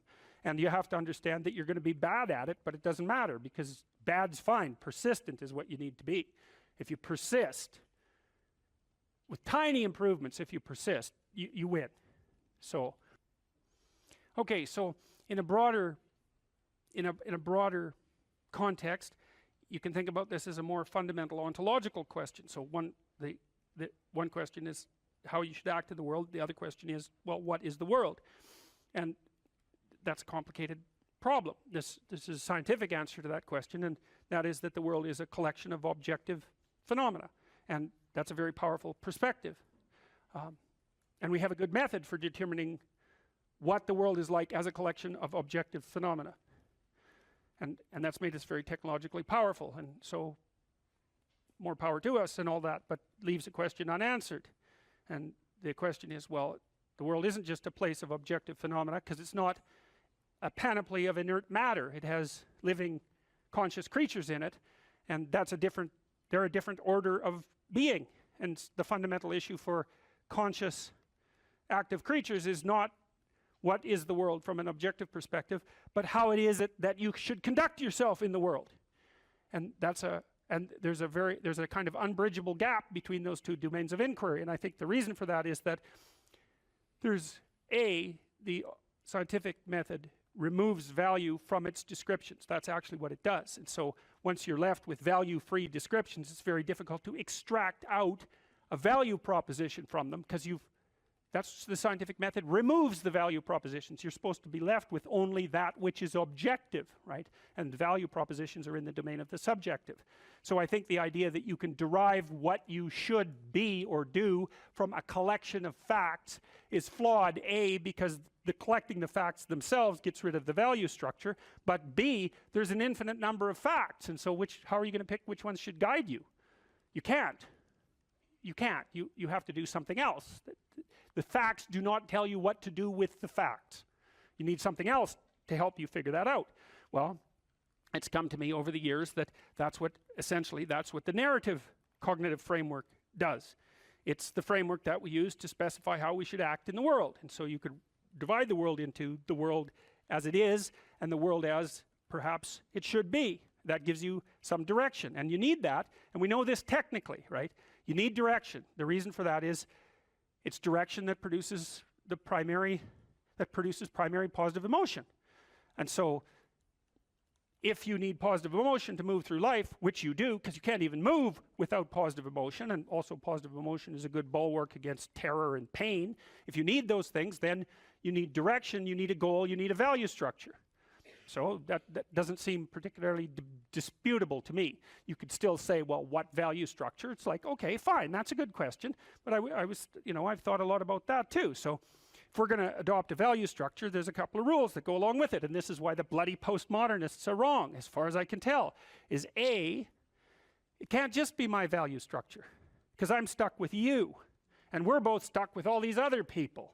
And so if I'm going to lay out a value structure, which is a way of interpreting the world, let's say, and there's an infinite number of potential ways of interpreting the world, it's like, yeah, fine, no problem, except that I have to interpret the world in a way that I can use while I'm dealing with you, and while the two of us are dealing with everyone else, and while all of you are dealing with everyone else. And so that's the Piagetian game proposition. If you want to be a popular kid on the playground, you better play games that other people want to play. That's a brilliant observation. And I told you that Piaget was trying to heal the rift between science and religion, and that's one of the things that he did that he thought helped do that. The question is, well, where do moral judgments come from? Well, they emerge as a consequence of consensus, and it's a bounded domain. If we're going to occupy the same space for any length of time, and those are two critical propositions, the same space and a long time, then we have to figure out how to play an iterative game that doesn't spiral downward, hopefully that might even improve, that we both don't object to, because otherwise it's not going to work, right? You'll walk away and play another game, or the game will disintegrate catastrophically. So there's massive social constraint on what constitutes an appropriate frame of reference. So much for the relativist argument. And then there's another issue that's equally relevant, and it's associated with the idea of objective reality to some degree. But that's not exactly correct, because it's not exactly objective reality. Let's say that you and I decide to occupy the same place for some substantial amount of time, and we figured out how to solve the problem of being together. But you and I still have to figure out how to solve the problem of being together in a manner that doesn't make the world object too much. And it isn't just other people, although that's a huge part of the world. You want them to not object. You may even want them to support you. That would even be better. But you also have to deal with the tendency of matter to object. Because so your mode of being in the world, your interpretive framework, as a description of how you should act, is actually the laying out of a strategy that will produce the ends that it predicts, which are the things that you want. So this is the pragmatist perspective. This was worked out by William James and his people back in the late 1800s in New England, the only genuine brand of American philosophy. And what the pragmatist said is, how do you decide if something's true? The answer is, how the hell can you? You don't know anything. Well, that's true, but that isn't helpful, because there you're stuck with the problem of how to be in the world. Well, so what you do is you lay out a mode of interpretation that has an endpoint. And then you run the mode of interpretation, embodied, right, because you act it out. And if it doesn't produce the outcome, then it's not, well, let's say, true. The claims within it they're not true by the definition of the game itself. So you might say, well, you're a kid on a playground. You want to play a game. One of the implicit demands is that the game is fun.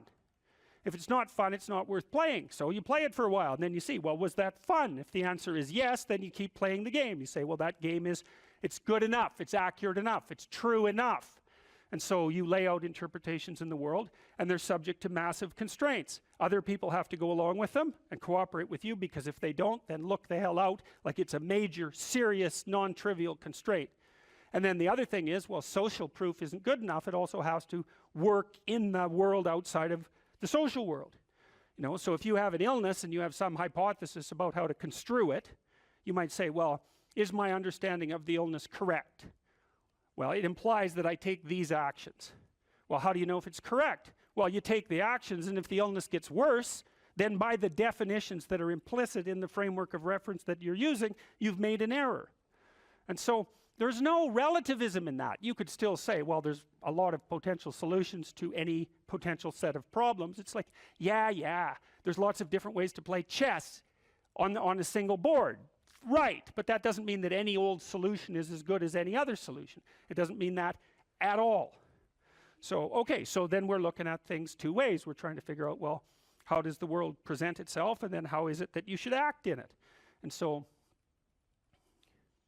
well, there's other constraints on the mechanisms of interpretation that you place in the world. So we could say, well, you're constrained in your interpretations by the constraints that other people place on you. But there's internal constraints as well. We talked about those mostly from a biological perspective, because you could also regard yourself in some sense as a loose internal society.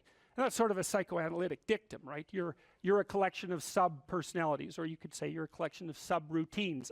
I don't care how you formulate it, but you're a unity, but you're a unity that brings together a plurality of subcomponents.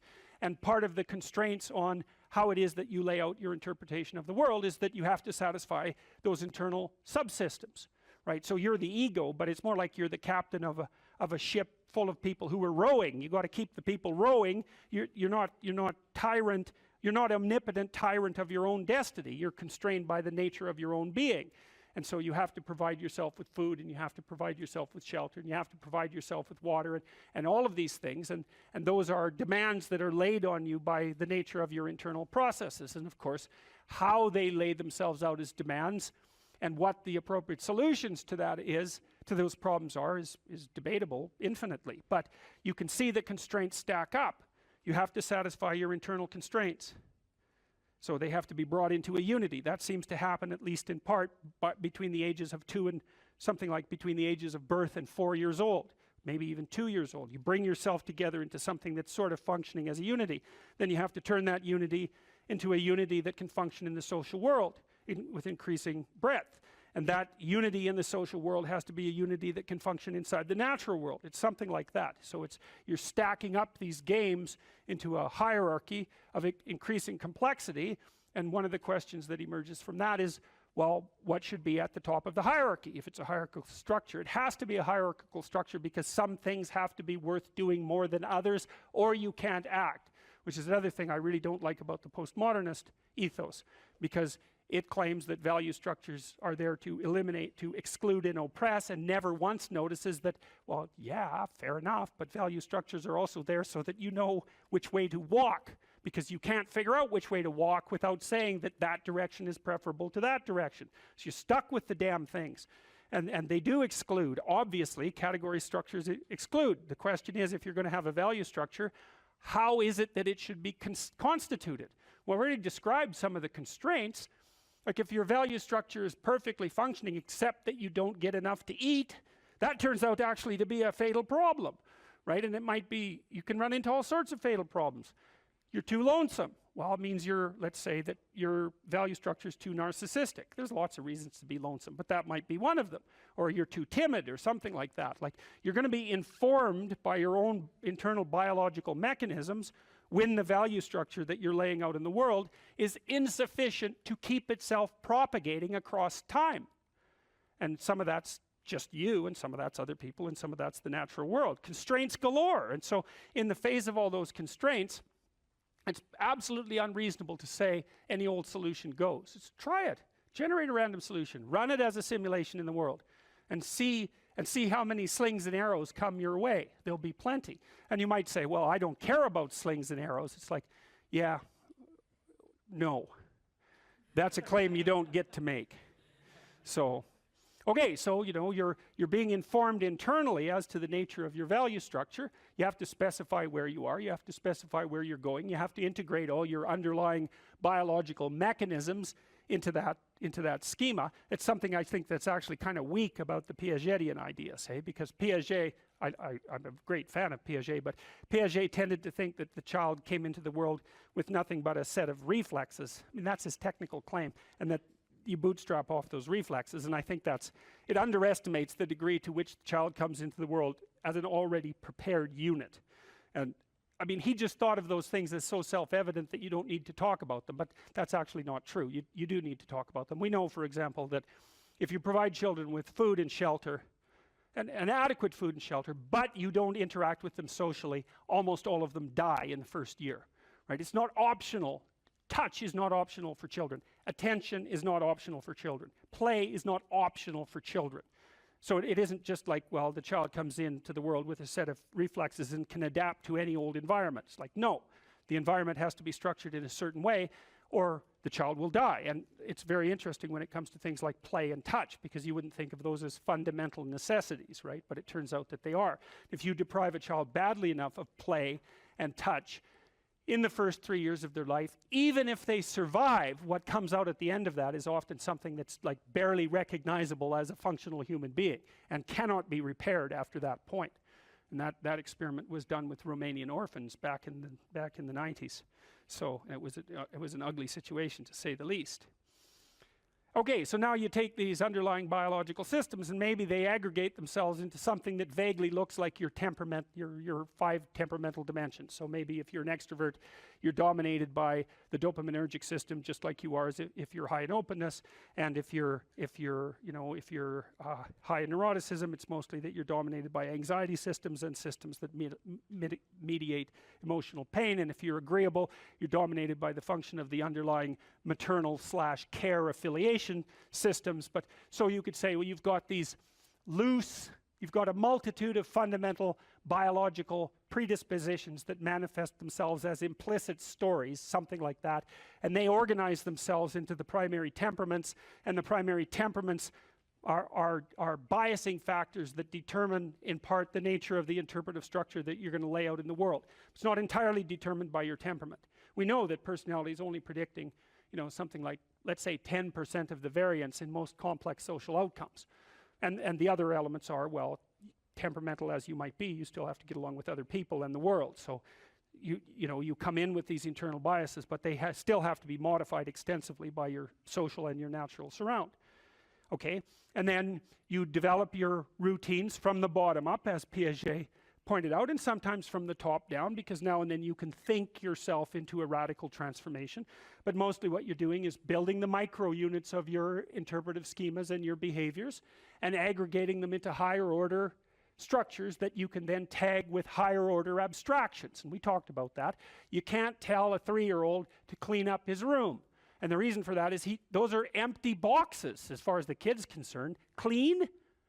He might have room, he might have that. Clean he doesn't have. He might have pick up the teddy bear and put it in that space, right? So that's one of these little micro routines. And maybe you say, you put 20 of those micro routines together and now you can say, clean up your room. And basically what you're saying is, implement the 10 micro routines that you've learned. And so a well-functioning personality has all the micro routines in place. That's actually something that you help people with if you're a behavioral therapist, because one of the things you assume if you're a behavioral therapist is that sometimes the reason people aren't doing things is because they don't know how. You know, sometimes maybe the person's depressed but potentially high functioning. They got all the damn micro routines. They're well socialized. They're just dormant. You got to get them awake again and implementing them. But sometimes you get someone in your practice, say, who's just been neglected like you cannot believe, right? The parents never paid any attention to them, or maybe just punished them every time they did something good. That's really fun.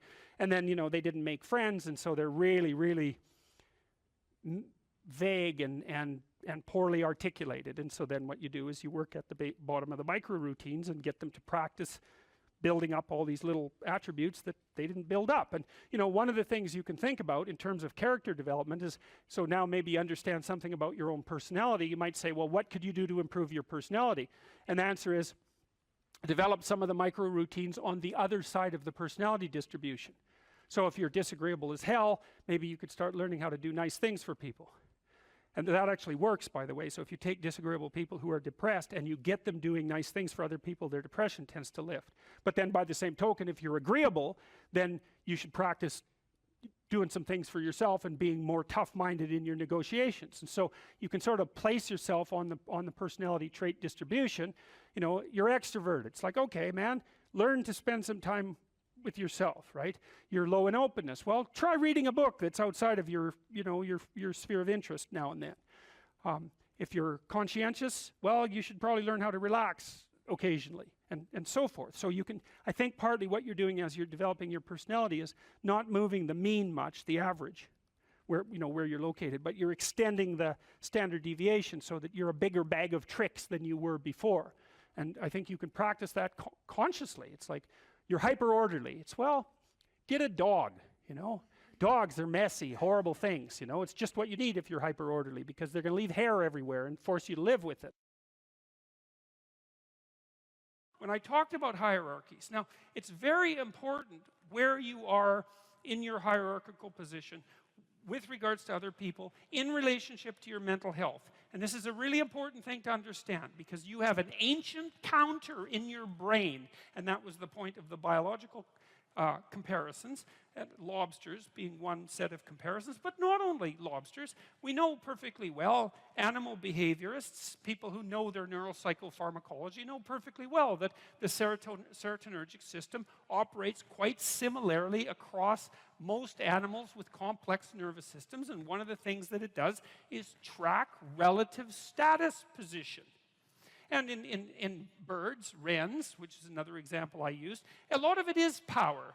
You know, a wren's a little bird. It's quite a cute bird. It sings very nicely, and you think it's harmless, but it's not. It's a vicious little character. And I used to sit in my backyard and record wren songs on my tape recorder, and the wren that lived in our backyard would dive bomb it, you know, 4 inches away, and it was very brave of him. And he had a little nest that was up in a tree, and there were some nests that we had built, birdhouses, in the neighborhoods nearby, in the yards nearby. And he would go, like half his day spent stuffing those other birdhouses with sticks, so full that no bird could get in them. You know, it was like, this is my damn yard, which is what he was saying when he was singing so beautifully. And you better look the hell out, because if you build, I'm going to stuff your damn house with sticks, and if I see you sitting on a branch, I'm going to dive bomb you and knock you off.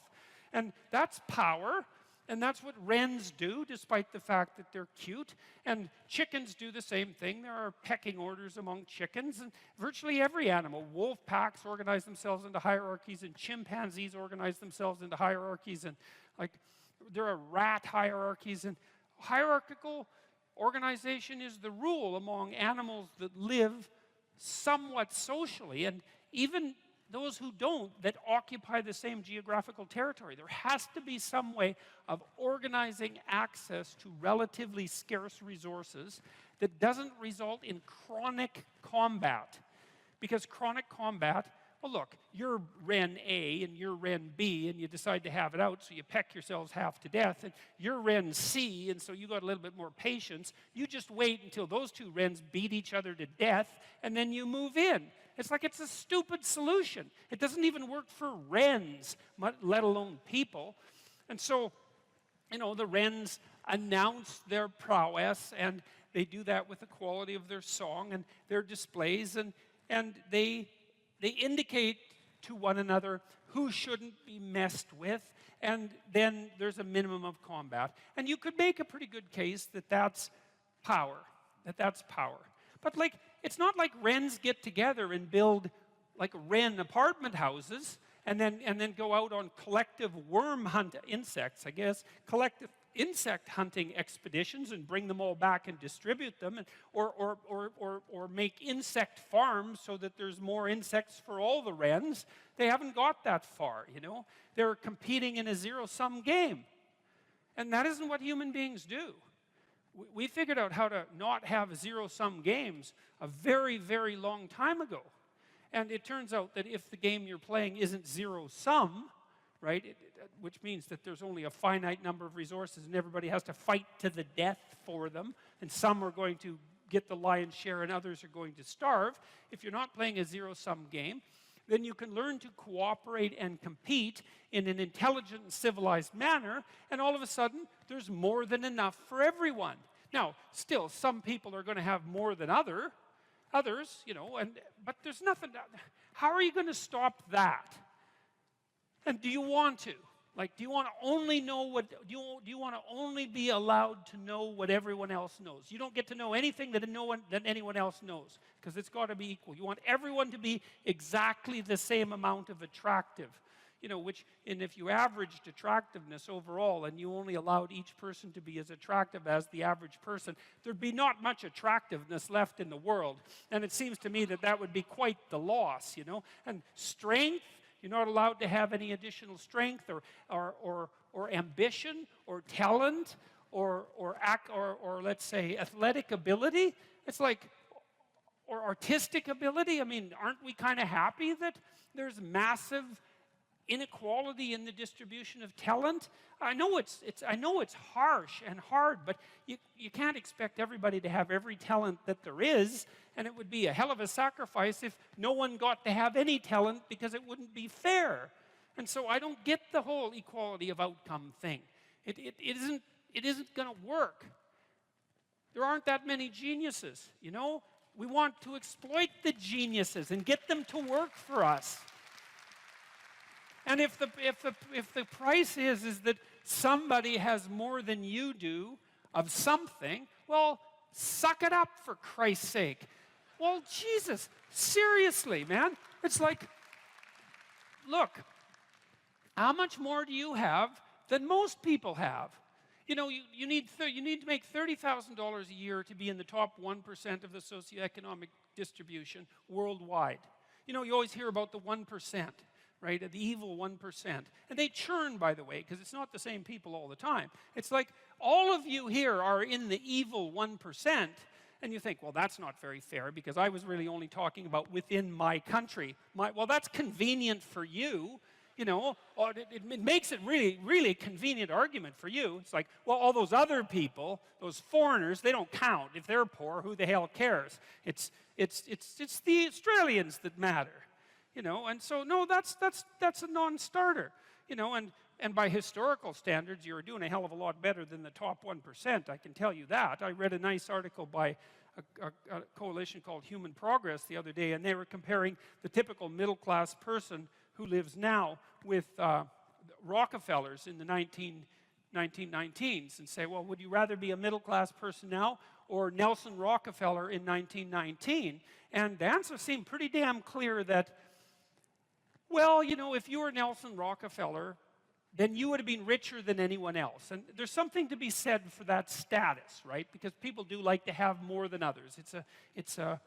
I don't know if it's a good thing or not, but it is one of the things that we like. And so you'd have that. You'd be richer than everyone else. But there'd be all sorts of things that you have that now that Nelson Rockefeller wouldn't have had a hope of purchasing, like the antibiotics that he would have needed to stop his son from dying, for example, you know, just as a start.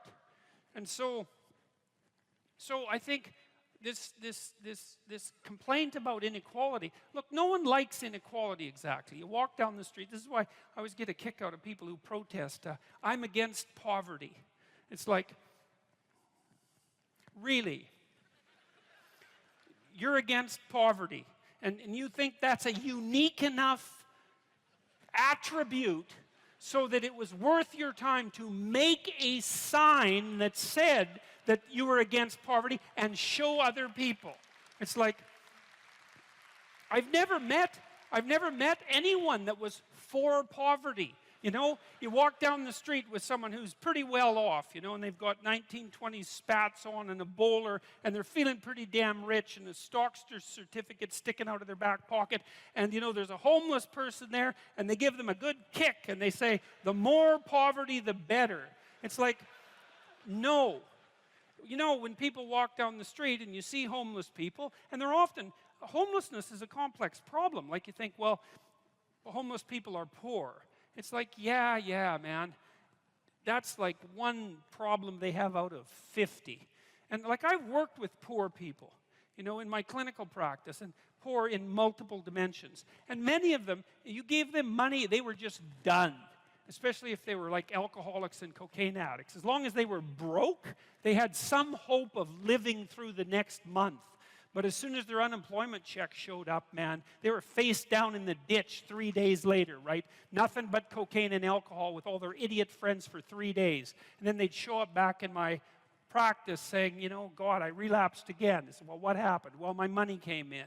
It's like, yeah, money's really going to do you a hell of a lot of good. It'll just kill you faster than poverty. Now, not that there's anything good about poverty, but it's not like these are simple problems. You know, walk down the street and you see someone who's been an alcoholic for 20 years, and maybe they're addicted to methamphetamines as well, or maybe they're schizophrenic. It's like, it isn't unequal distribution of monetary resources that is the primary cause for that problem, and it isn't going to be some sort of straightforward redistribution that's going to fix it, because it's way more complicated than that. And so, and then the whole power thing too. It's like, look, I get it. I get the left wing issue, and I really do. And I think I get it better than the damn left-wingers get it. Because, you know, most of the radical types, they follow Marx, and they say, well, one of Marx's dictums was that capital tended to accumulate in the hands of fewer and fewer people. There's so little emphasis in our popular culture, especially with regards to the so-called mainstream media, on discipline and responsibility, that there's a tremendous hunger for anything that pertains to that. And you have a right to be discussing that, I would say, because of your background, which, if nothing else, required a tremendous amount of discipline. Yeah, and I ended up writing a book called Discipline Equals Freedom. And I'm lucky that I wrote it when I did, because if I would have written it 2 years later, everyone would have said, oh, everyone's talking about discipline now. So yeah, discipline, absolutely. Discipline does bring you freedom in life. And that's something that I kind of figured out over time. I didn't. Well, so what do you mean by that? Like, how did you figure that out? And what do you mean by that? Because they're often, and you know, the classic sort of, what would you call it, romantic rebel is someone who is free from excessive order, let's say.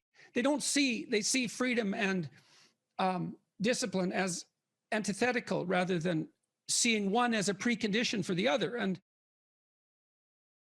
so how did you learn that discipline was a precondition for freedom? If I've got the equation, how did that manifest itself in your own life? So we'll start off by saying this. And look, I was a young kid. I joined the Navy to go in the SEAL teams. I went through SEAL training. I showed up at a SEAL Team 1. And when I got there, and as I look back, this is a very powerful thing, even though it's very simple. So I'm 19 years old when I show up at SEAL Team 1. I'm done with the basic SEAL training.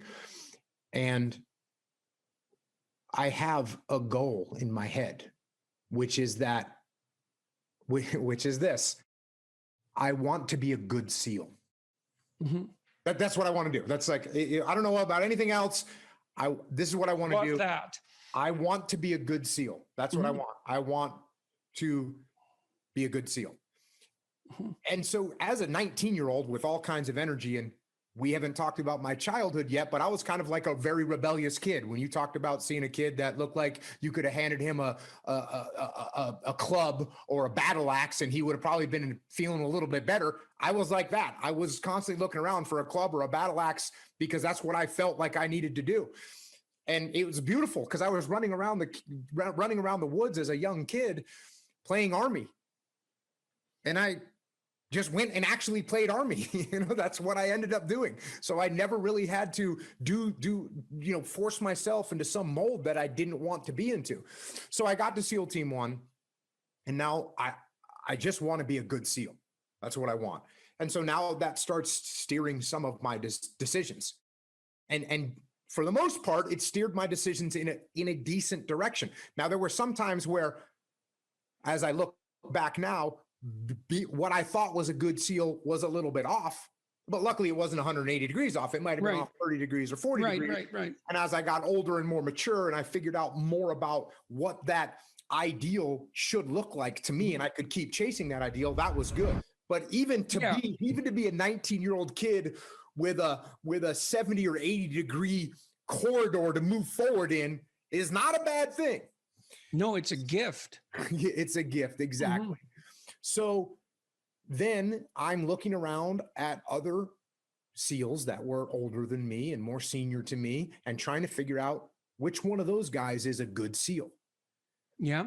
And what I realized was that the guys that were working harder, for the most part, were good SEALs. Now there's just some people that are just way talented. Right. And they could show up, 3 minutes before a run or 3 minutes before we do a shooting competition, and they could just walk through it, no problem. Right. And that's great for them. It wasn't me. I'm not that great at anything, but I saw other guys that might not be great at anything either, but they worked hard. They showed up to work early. They did the drills that they were supposed to do. They had discipline. And when you have has amalgamated statistics, and I hope I get this right, but it's approximately correct. If you work 10% longer hours, you make 40% more money. Right. And so, and I think your comments about talent are also dead on. It's like in any field of enterprise, there are people who are phenomenally gifted. And then if they work really hard, they're even more phenomenally gifted, right? Those are the people who break records. But that talent apart, hard work actually works. And with virtually everything, it might not make you the best at whatever it is you're pursuing, but it will certainly make you better than you are. And then I have this new book. I hope you got a copy, because did you get a copy? Okay, so I'm bringing it up for a particular reason. I have a chapter in this book called, there's two that are relevant. Imagine who you could be and then aim single-mindedly at that. That's one. And then the course, or what would you call it? A complementary chapter is work as hard as you possibly can on one thing and see what happens. And that's also predicated on this idea that discipline is a precondition to freedom. So you were fortunate, like you had this goal, right? So that meant you had a goal, which is a really big deal because you could learn about goals. You had a sense of a higher mode of moral being, that I would rather be a good SEAL than the person I am now. Well, it's a code of behavior and a way of perceiving. So there's an ethic in that. And then you said as well, your conception of what good SEAL meant changed as you matured, but that's also fine. It wouldn't have changed unless you would have pursued that initial only partially accurate goal. And so that's also a really good thing for people to understand, is like, if you don't know what you're doing, aim at something. Is it the right thing? No, but it's better than just shooting randomly. So you aim at something, and then as you aim and you move towards it, you're going to find out why you're wrong. And then you might recalibrate your aim. And that's going to happen over and over, because as you move towards a goal, it recedes or it broadens, or it recedes and broadens, and otherwise you'd run out of things to do. When my clients first come to see me, one of the things I often ask them is, okay, well, let's say you look a year ahead. What do you want? What are we aiming at? What would your life isn't the way you want it to be. how would it look if it was the way you wanted it to be, or at least partly that way? Then we aim at that, right? And we look for impediments, psychological impediments, fears, avoidance strategies, that sort of thing, and we develop strategies and we try to move towards that, I would say, ideal. Alright, to understand the categories of myth, we'll say, we have to understand something about the nature of categorization. Now, categorization is a tricky thing, and we're going to run through some complicated ideas relatively quickly. You know, you think you put things in the same category because they're similar, but the problem is that, first of all, that's not an answer, it's just a restatement of the initial proposition, and second of all, you can put things in the same category that are by no means identical, and you often do that, and third, it's things that are similar are often also importantly different, and so picking which element of similarity, you know, like let's say you have a group of books, well, are they the same? Well, obviously no, because, well, unless they're, you know, all the same book.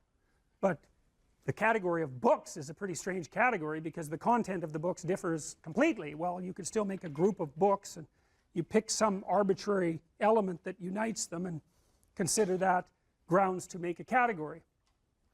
There's other categories, more scientific categories, and scientific categories tend to actually contain things that are very, very similar across multiple dimensions. Like protons are like that.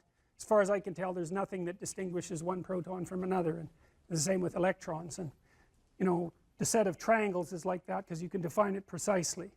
But most of the categories that human beings use aren't so neat, and the problem with that is that unless the categories are neat, like scientific categories, it's very difficult to investigate them scientifically. So for example, you might do research on a group of people with anxiety disorders, but the problem with that is that the anxiety disorder category is so heterogeneous that it's almost impossible to identify the commonalities across all the people who are in that category, and that's partly because the category isn't actually a scientific category. It's a hybrid category.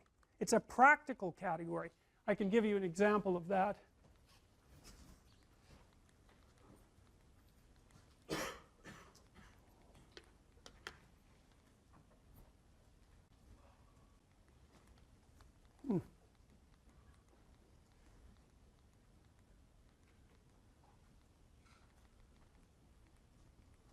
No, I can't because I must not have saved it. Anyways, many of the DSM categories, so these are categories for psychopathology, require, if you're part of that category, imagine there's 7 symptoms that you could have, or 8 symptoms that you could have that would put you in that category, like antisocial personality.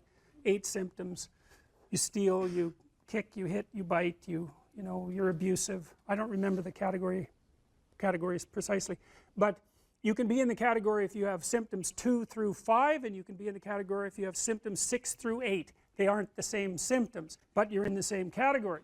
And you think, well, how the hell can that be? Well, that's a family resemblance category, roughly speaking, and lots of the things that we use are family resemblance categories. There's a prototype, and then if you have enough of the features of that prototype, imagine the prototype has 10 features, and if you have 6 of those features, you get to be in that category. But it means that the category is actually quite diverse, and that's one of the problems that plagues psychiatry as a science and clinical psychology as a science. It's a really big problem because if the categories aren't homogeneous, then it's very difficult to draw conclusions about the members of the category. And the psychologists and the psychiatrists claim that those are scientific categories, but they're not, and they can't be, partly because they're aimed at the classification of health or ideal versus non-health or non-ideal, and partly because they play multiple roles, eh? I mean, the category isn't there just to provide neat demarcations for scientific study. The category is there to give people a language to talk about certain sets of symptoms, to diagnose, because, you know, when you come in and you have a set of symptoms, you might want to know what they are so that you also know what they aren't. It's really a relief often to find a diagnosis. And then of course the diagnosis has certain implications for treatment and for billing and for all of that, so the category has to play all of those roles.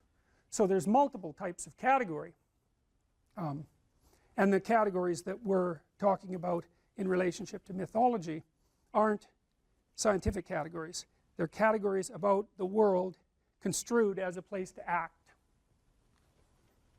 So here's a way to think about it. You're always looking at the world through a framework of reference, and you have to do that because there isn't very much of you. You can't see the whole world at once, and in fact the amount of the world you actually see is so small you can't believe it. The central part of your vision is zipping around producing a pretty high resolution representation of exactly what you're looking at, but outside of that center, like if I look at you, I can't see her eyes. I can see her glasses, but barely. I can't even tell whether you're male or female. The person past that, I can't see at all. Now you don't notice that, you know. You don't notice that you're that blind because your central vision is always popping around, illuminating that tiny space. But you're so damn blind, it's just mind-boggling. And I'm sure some of you have seen the Invisible Gorilla video, you know, where a gorilla comes into the video and you don't notice, which is somewhat shocking because you would think that you would notice a gorilla. But what happens is that you actually don't notice something unless it interferes with what you're doing. And because what are you going to do? Notice everything? You can't do that. You can hardly notice anything. So what you do is you pick something to focus on. It's usually something that you value, because why else would you focus on it? So that means that your value system determines the direction of your perception. Bloody well think about that for a minute. That's a Buddhist idea, right? People live in a kind of illusion, and sometimes that illusion causes suffering, and they can transform the way they look at the world, and that can release them from their suffering. But the idea that you do live in an illusion, well, I don't know if it's exactly an illusion, but you certainly do live within a framework of perception that's determined by your values. Now that is so weird, you know, because we never think of the world as something that reveals itself through our values. But of course it does, because you look at what you want. You aim at what you want, and once you've aimed, the world lays itself out for you, and that's exactly how perception works. That's why I represented it this way. You're always somewhere, that's point A, and that's somewhere in some place in some time, and you always have some notion about what you want to have happen next. You know, you're going to go to the next class maybe, you've got a plan after this. In this class you have a plan, you're hoping to learn something, I presume, and maybe you have a goal with regards to a grade, and that's nested inside your desire to get a degree, and that's nested inside your desire to be educated and to have a career and have a successful life. So attending to me at the moment, the reason you're doing that is because all of those values exist within you simultaneously, focusing your attention. And so you're attending to me and not to something else, assuming that all of you with your computers open aren't surfing the web, which you might be, but assuming that you're focusing, whatever you're focusing on is directed by what you value. And some of that can be unconscious. In fact, a lot of it is unconscious, because you know it's very difficult for you to get control of what you pay attention to. You know what that's like. You're trying to study, it's kind of a boring paper. Christ, your attention is just like everywhere, you know. Maybe you'll vacuum under the bed instead of doing reading the paper, you know. You can't get a grip on that thing, so your attention has an autonomy. And that's another psychoanalytic idea, you know, because you kind of think, well, you're in control. It's like, really? You ever try telling yourself what to do? How does that work for you? I'm going to go to the gym 3 times a week. Right, sure you are. Yeah, I'm going to quit eating sugar for a month. It's like, how long does that last? It's like 15 minutes, and you're eating like 3 chocolate bars. What happens to you as you stroll merrily on your way through life? Well, what happens is that as you're moving from point A to point B, you encounter things. And people think that what they encounter are objects, but that's not the case. First of all, most of the things that you encounter, many of the things are actually other people, and they're not objects. They're too damn complex. And even apart from the social world, the things that you encounter aren't objects. They seem to be something more like tools or obstacles. And I don't mean that we see objects and turn them into tools or obstacles. I mean that we see tools and obstacles, because what happens is that when you array yourself towards a goal, then the world transforms itself into things that get in the way of that goal, and three things. Things that get in the way of the goal, those are things you don't like. Things that facilitate your movement towards the goal, those are things that you like, and irrelevant things. And mostly you want irrelevant things, because there's just too damn many things. So the category of irrelevant is one you really like. So most of everything is irrelevant if you have a good plan. A few things are good, because they move you forward, and some other things are not so good. You want to go around the not so good things if you can manage them, unless you like to run head forth into like brick walls, which is not particularly, it's a learning experience, but I wouldn't repeat it too many times. You want the world to array itself as a set of, we could say, tools. Now, what happens is that you have this perceptual system that's mediated by dopamine. It's the same system that cocaine activates, or methamphetamine, or the drugs that people really like to take. And it's the dopaminergic system that responds with positive emotion to indications that you've encountered something that will facilitate your movement towards a goal. And that's really important to know, because people tend to think that they're happy because they achieve goals, and that's not true. What's true, because as soon as you achieve a goal, then you have a problem, which is what's the next goal. And that's actually a big problem. You encounter that as soon as you graduate from university, for example. That's right. I made this joke before. Graduation day, you're like king of the university hierarchy, undergraduate hierarchy. Day after, you're unemployed potential Starbucks employee, right? So it's like, so obviously the accomplishment per se as a source of reward is problematic, because when you accomplish, you run the frame to its end, and then you have the problem of needing a new frame. So that's a problem. But if what you're encountering instead are things that will move you along your way, it's like, hey, that's great, and that's where you get your positive motivation. And so that's really that's so much worth thinking about. You can think about that for a year, and that wouldn't even be enough to think about it, because here's what it means. It means, in some sense, that the Buddhists are right with their claim about Maya, M-A-Y-A, which means that people live in an illusion. And what they mean by that is, well, you have goal, whatever your goal is, and that goal gives relevance to the world. And you could change the relevance of the world in a snap, just by changing your goal. You can do that. And so then you think, well, it's sort of an illusion, because you can just change it. Now, you don't want to push that line of argumentation too far, because even if the specific point can be changed, the fact that you're in one of these frames cannot be changed. And so you have to be in a frame, although you get to pick the frame. So there's still an absolute there, which is that you have to be in a frame, and that is not a trivial absolute. It's a very major absolute. So then you think, okay, all of your positive emotion is going to be experienced in relationship to the goal. Well, then we think, well, you could use some positive emotion. It's a good thing. Positive emotion inhibits anxiety and disappointment and frustration and pain. It does all that. Technically, it does that. That's why a football player with a broken thumb who wants to score a touchdown can go out there and, play the football game, even though it's a kind of an arbitrary goal, right? It's like, really, you're going to go out there and, like, risk your hand to fire a pigskin through some poles? It's like, well, you can say the same sort of cynical thing about most of the things that people do, but you can't say the cynical thing about the fact that they have to do things. So you have a point, you have your aim, you have your ambition, and then that's what turns the world into a potentially positive place. And here's the kicker. This is so cool. The higher the aim, the more the positive emotion. So that's you think, well, why should I bother? Why should I bother doing something lofty and difficult? It's like, because it's worth it. That's why. Because the alternative is stupid suffering. Because really, because what happens is, like, you don't need a framework in order to suffer. You can just lay there day after day and suffer, right? That's easy. So that's the default condition. If you don't have a lofty ambition, then you suffer miserably. And the reason for that is life is really complex, short, finite, full of suffering, and beyond you. And so you can just lay there and think about that, and it's horrible. And so that's not helpful. It's just not useful. And so, you know, people often say life is meaningless. It's like, no, it's not. That's wrong. Because if it was meaningless, that'd be easy. You could just sit there and do nothing, and it wouldn't matter, right? It'd be like you were like a lobotomized sheep. It's just irrelevant. But that isn't what happens. When people say that life has no meaning, that isn't what they mean.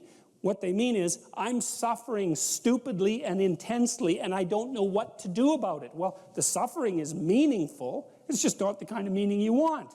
So how do you get out of that? You adopt, you note the baseline of suffering, which is very, very, very, very high. And then you say to yourself, okay, I need to do something that justifies that. And that's not so easy, because the baseline for suffering is high. If you're going to make something of yourself, let's say, so that it's worthwhile to exist in the world, then you have to aim at something that's so well structured that you can say, yeah, earthquakes, cancer, death of my family, dissolution of my goals, ultimate futility of life, and the heat death of the universe. Hey, it doesn't matter, it's worth it. They use power to exploit those who are weak. That explains all economic relationships. You can apply the same lens to history. History is nothing but the power struggle between different claims to power. That is absolutely what people are being taught in our institutes of higher education. And it's unlikely that there's a doctrine that's more corrosive in relationship to the actual spirit upon which your country and the free West in general was founded. Those are antithetical stories. Well, what's the alternative story? Well, let's lay some out. Here's another story.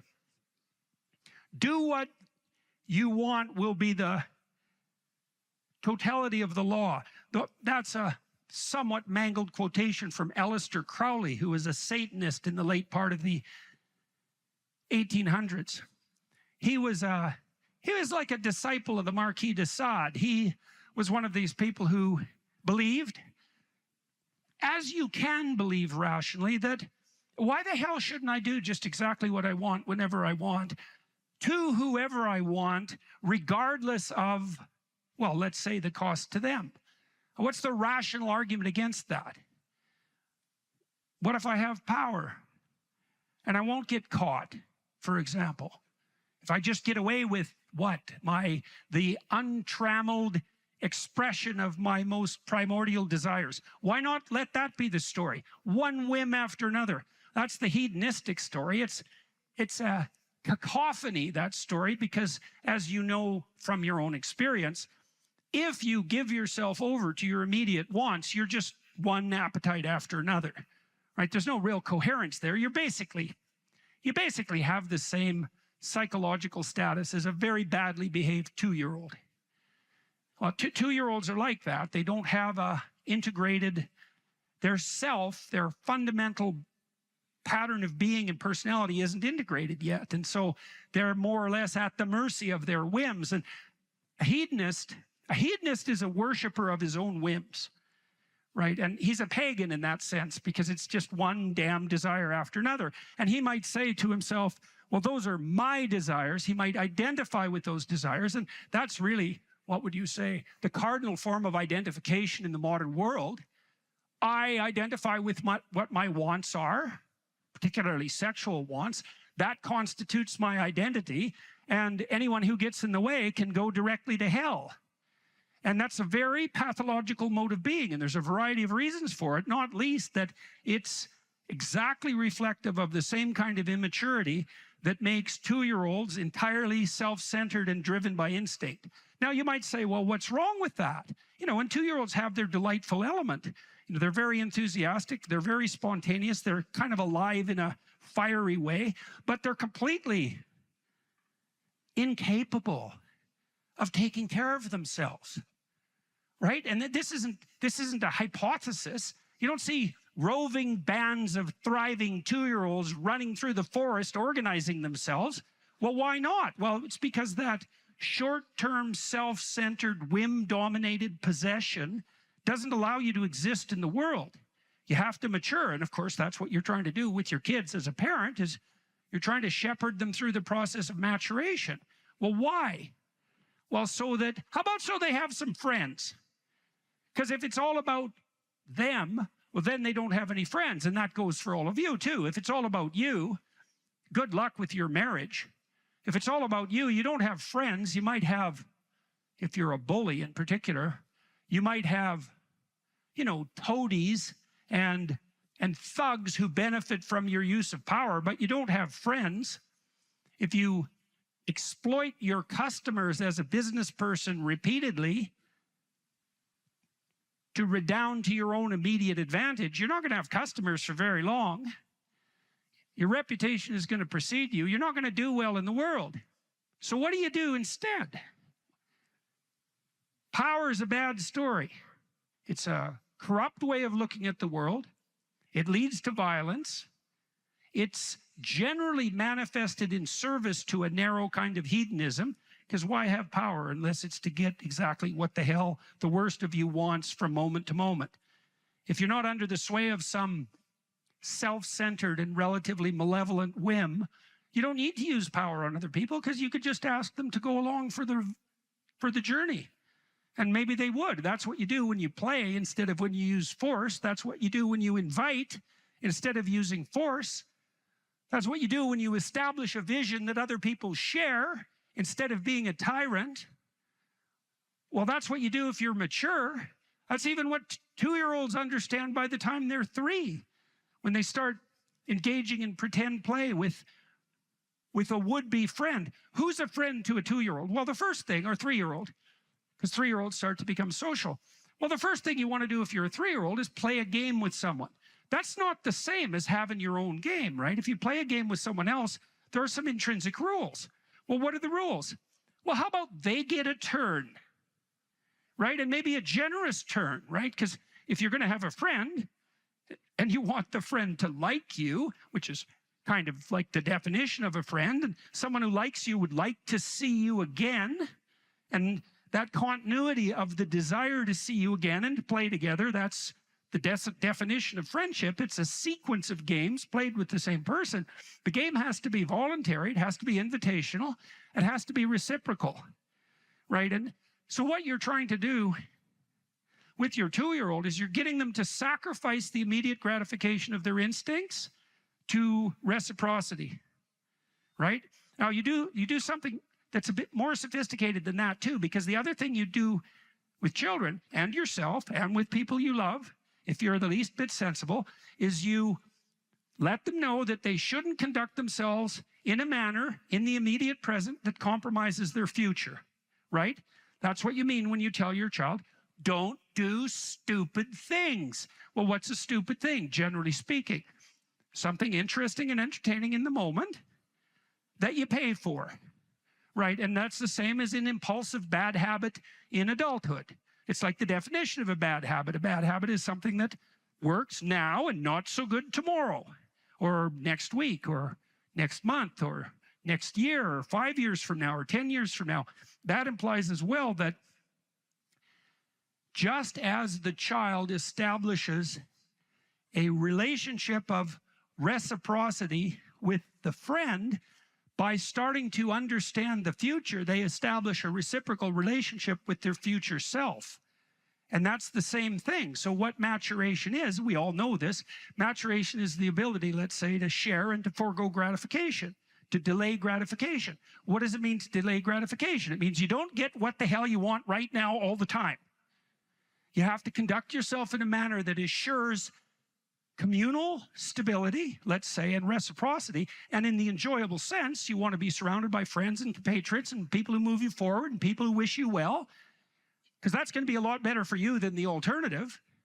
And you want to do that in a manner that assures the future.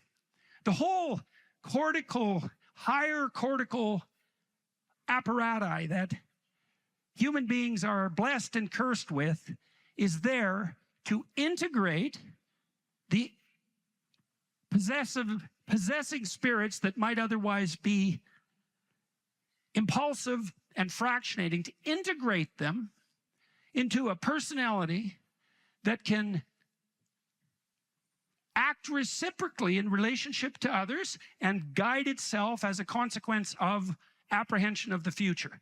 It's a definition of maturity. Now, you kind of know this because as your children mature, as you've matured, the amount of time you can consider expands, right? For the 13-year-old,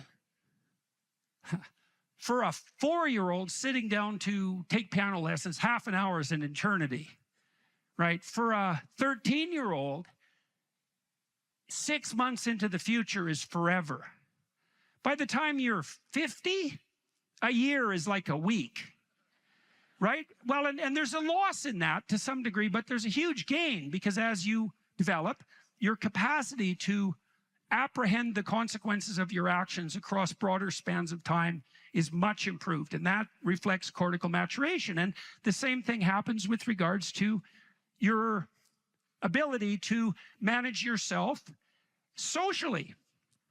What does it mean to manage yourself socially? Well, it means, as I said, that it's not all about you. Your aim can't be the immediate gratification of the whims that possess you. If you're married, if you have a wife or husband, is your wife or husband, how do they stand in relationship to their importance in relationship to you? Well, we could just think about it in a sort of clear-headed manner. Let's say you have a scrap with your wife, you have a fight with your wife, a disagreement, and you win. You win. She's wrong. She's punished for it in whatever way you can manage. What's the problem with that? You're right, she's wrong. Well, let's say you do that 50 times.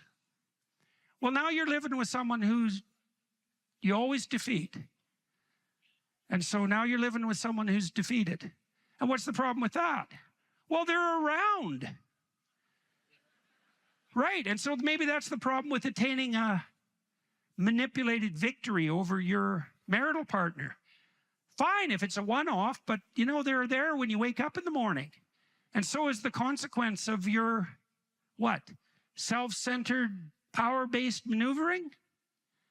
Right? And maybe you're a victorious tyrant and she's a defeated slave. Well, that's not much of a victory there, buddy. Right, and the same applies to any reciprocal social relationship. You know, if you have any sense, if you think it through, you want to build up the people that are around you. Well, why? Well, because they're around you. And so if you made generous offerings to the social world and you improved the nexus of relationships that you were involved in, why wouldn't that be good for you? Now, you might think, well, there's only so much to go around, and if everyone else wins, I lose. But that's another story, and it's the story of power. And it's a very bad story, and it's not true. Because the truth of the matter is that there's more than enough for everyone to do, and your victory doesn't have to ever come at the cost of someone else's defeat. I shouldn't say ever. I mean, there are times when, you know, people are head-to-head, and the game that's being played isn't fair, and it's your victory or your defeat. But those are very pathological and unnecessary circumstances, and it would be better to do everything you can to ever avoid being in a situation like that. Situations like that arise when your relationships have deteriorated radically.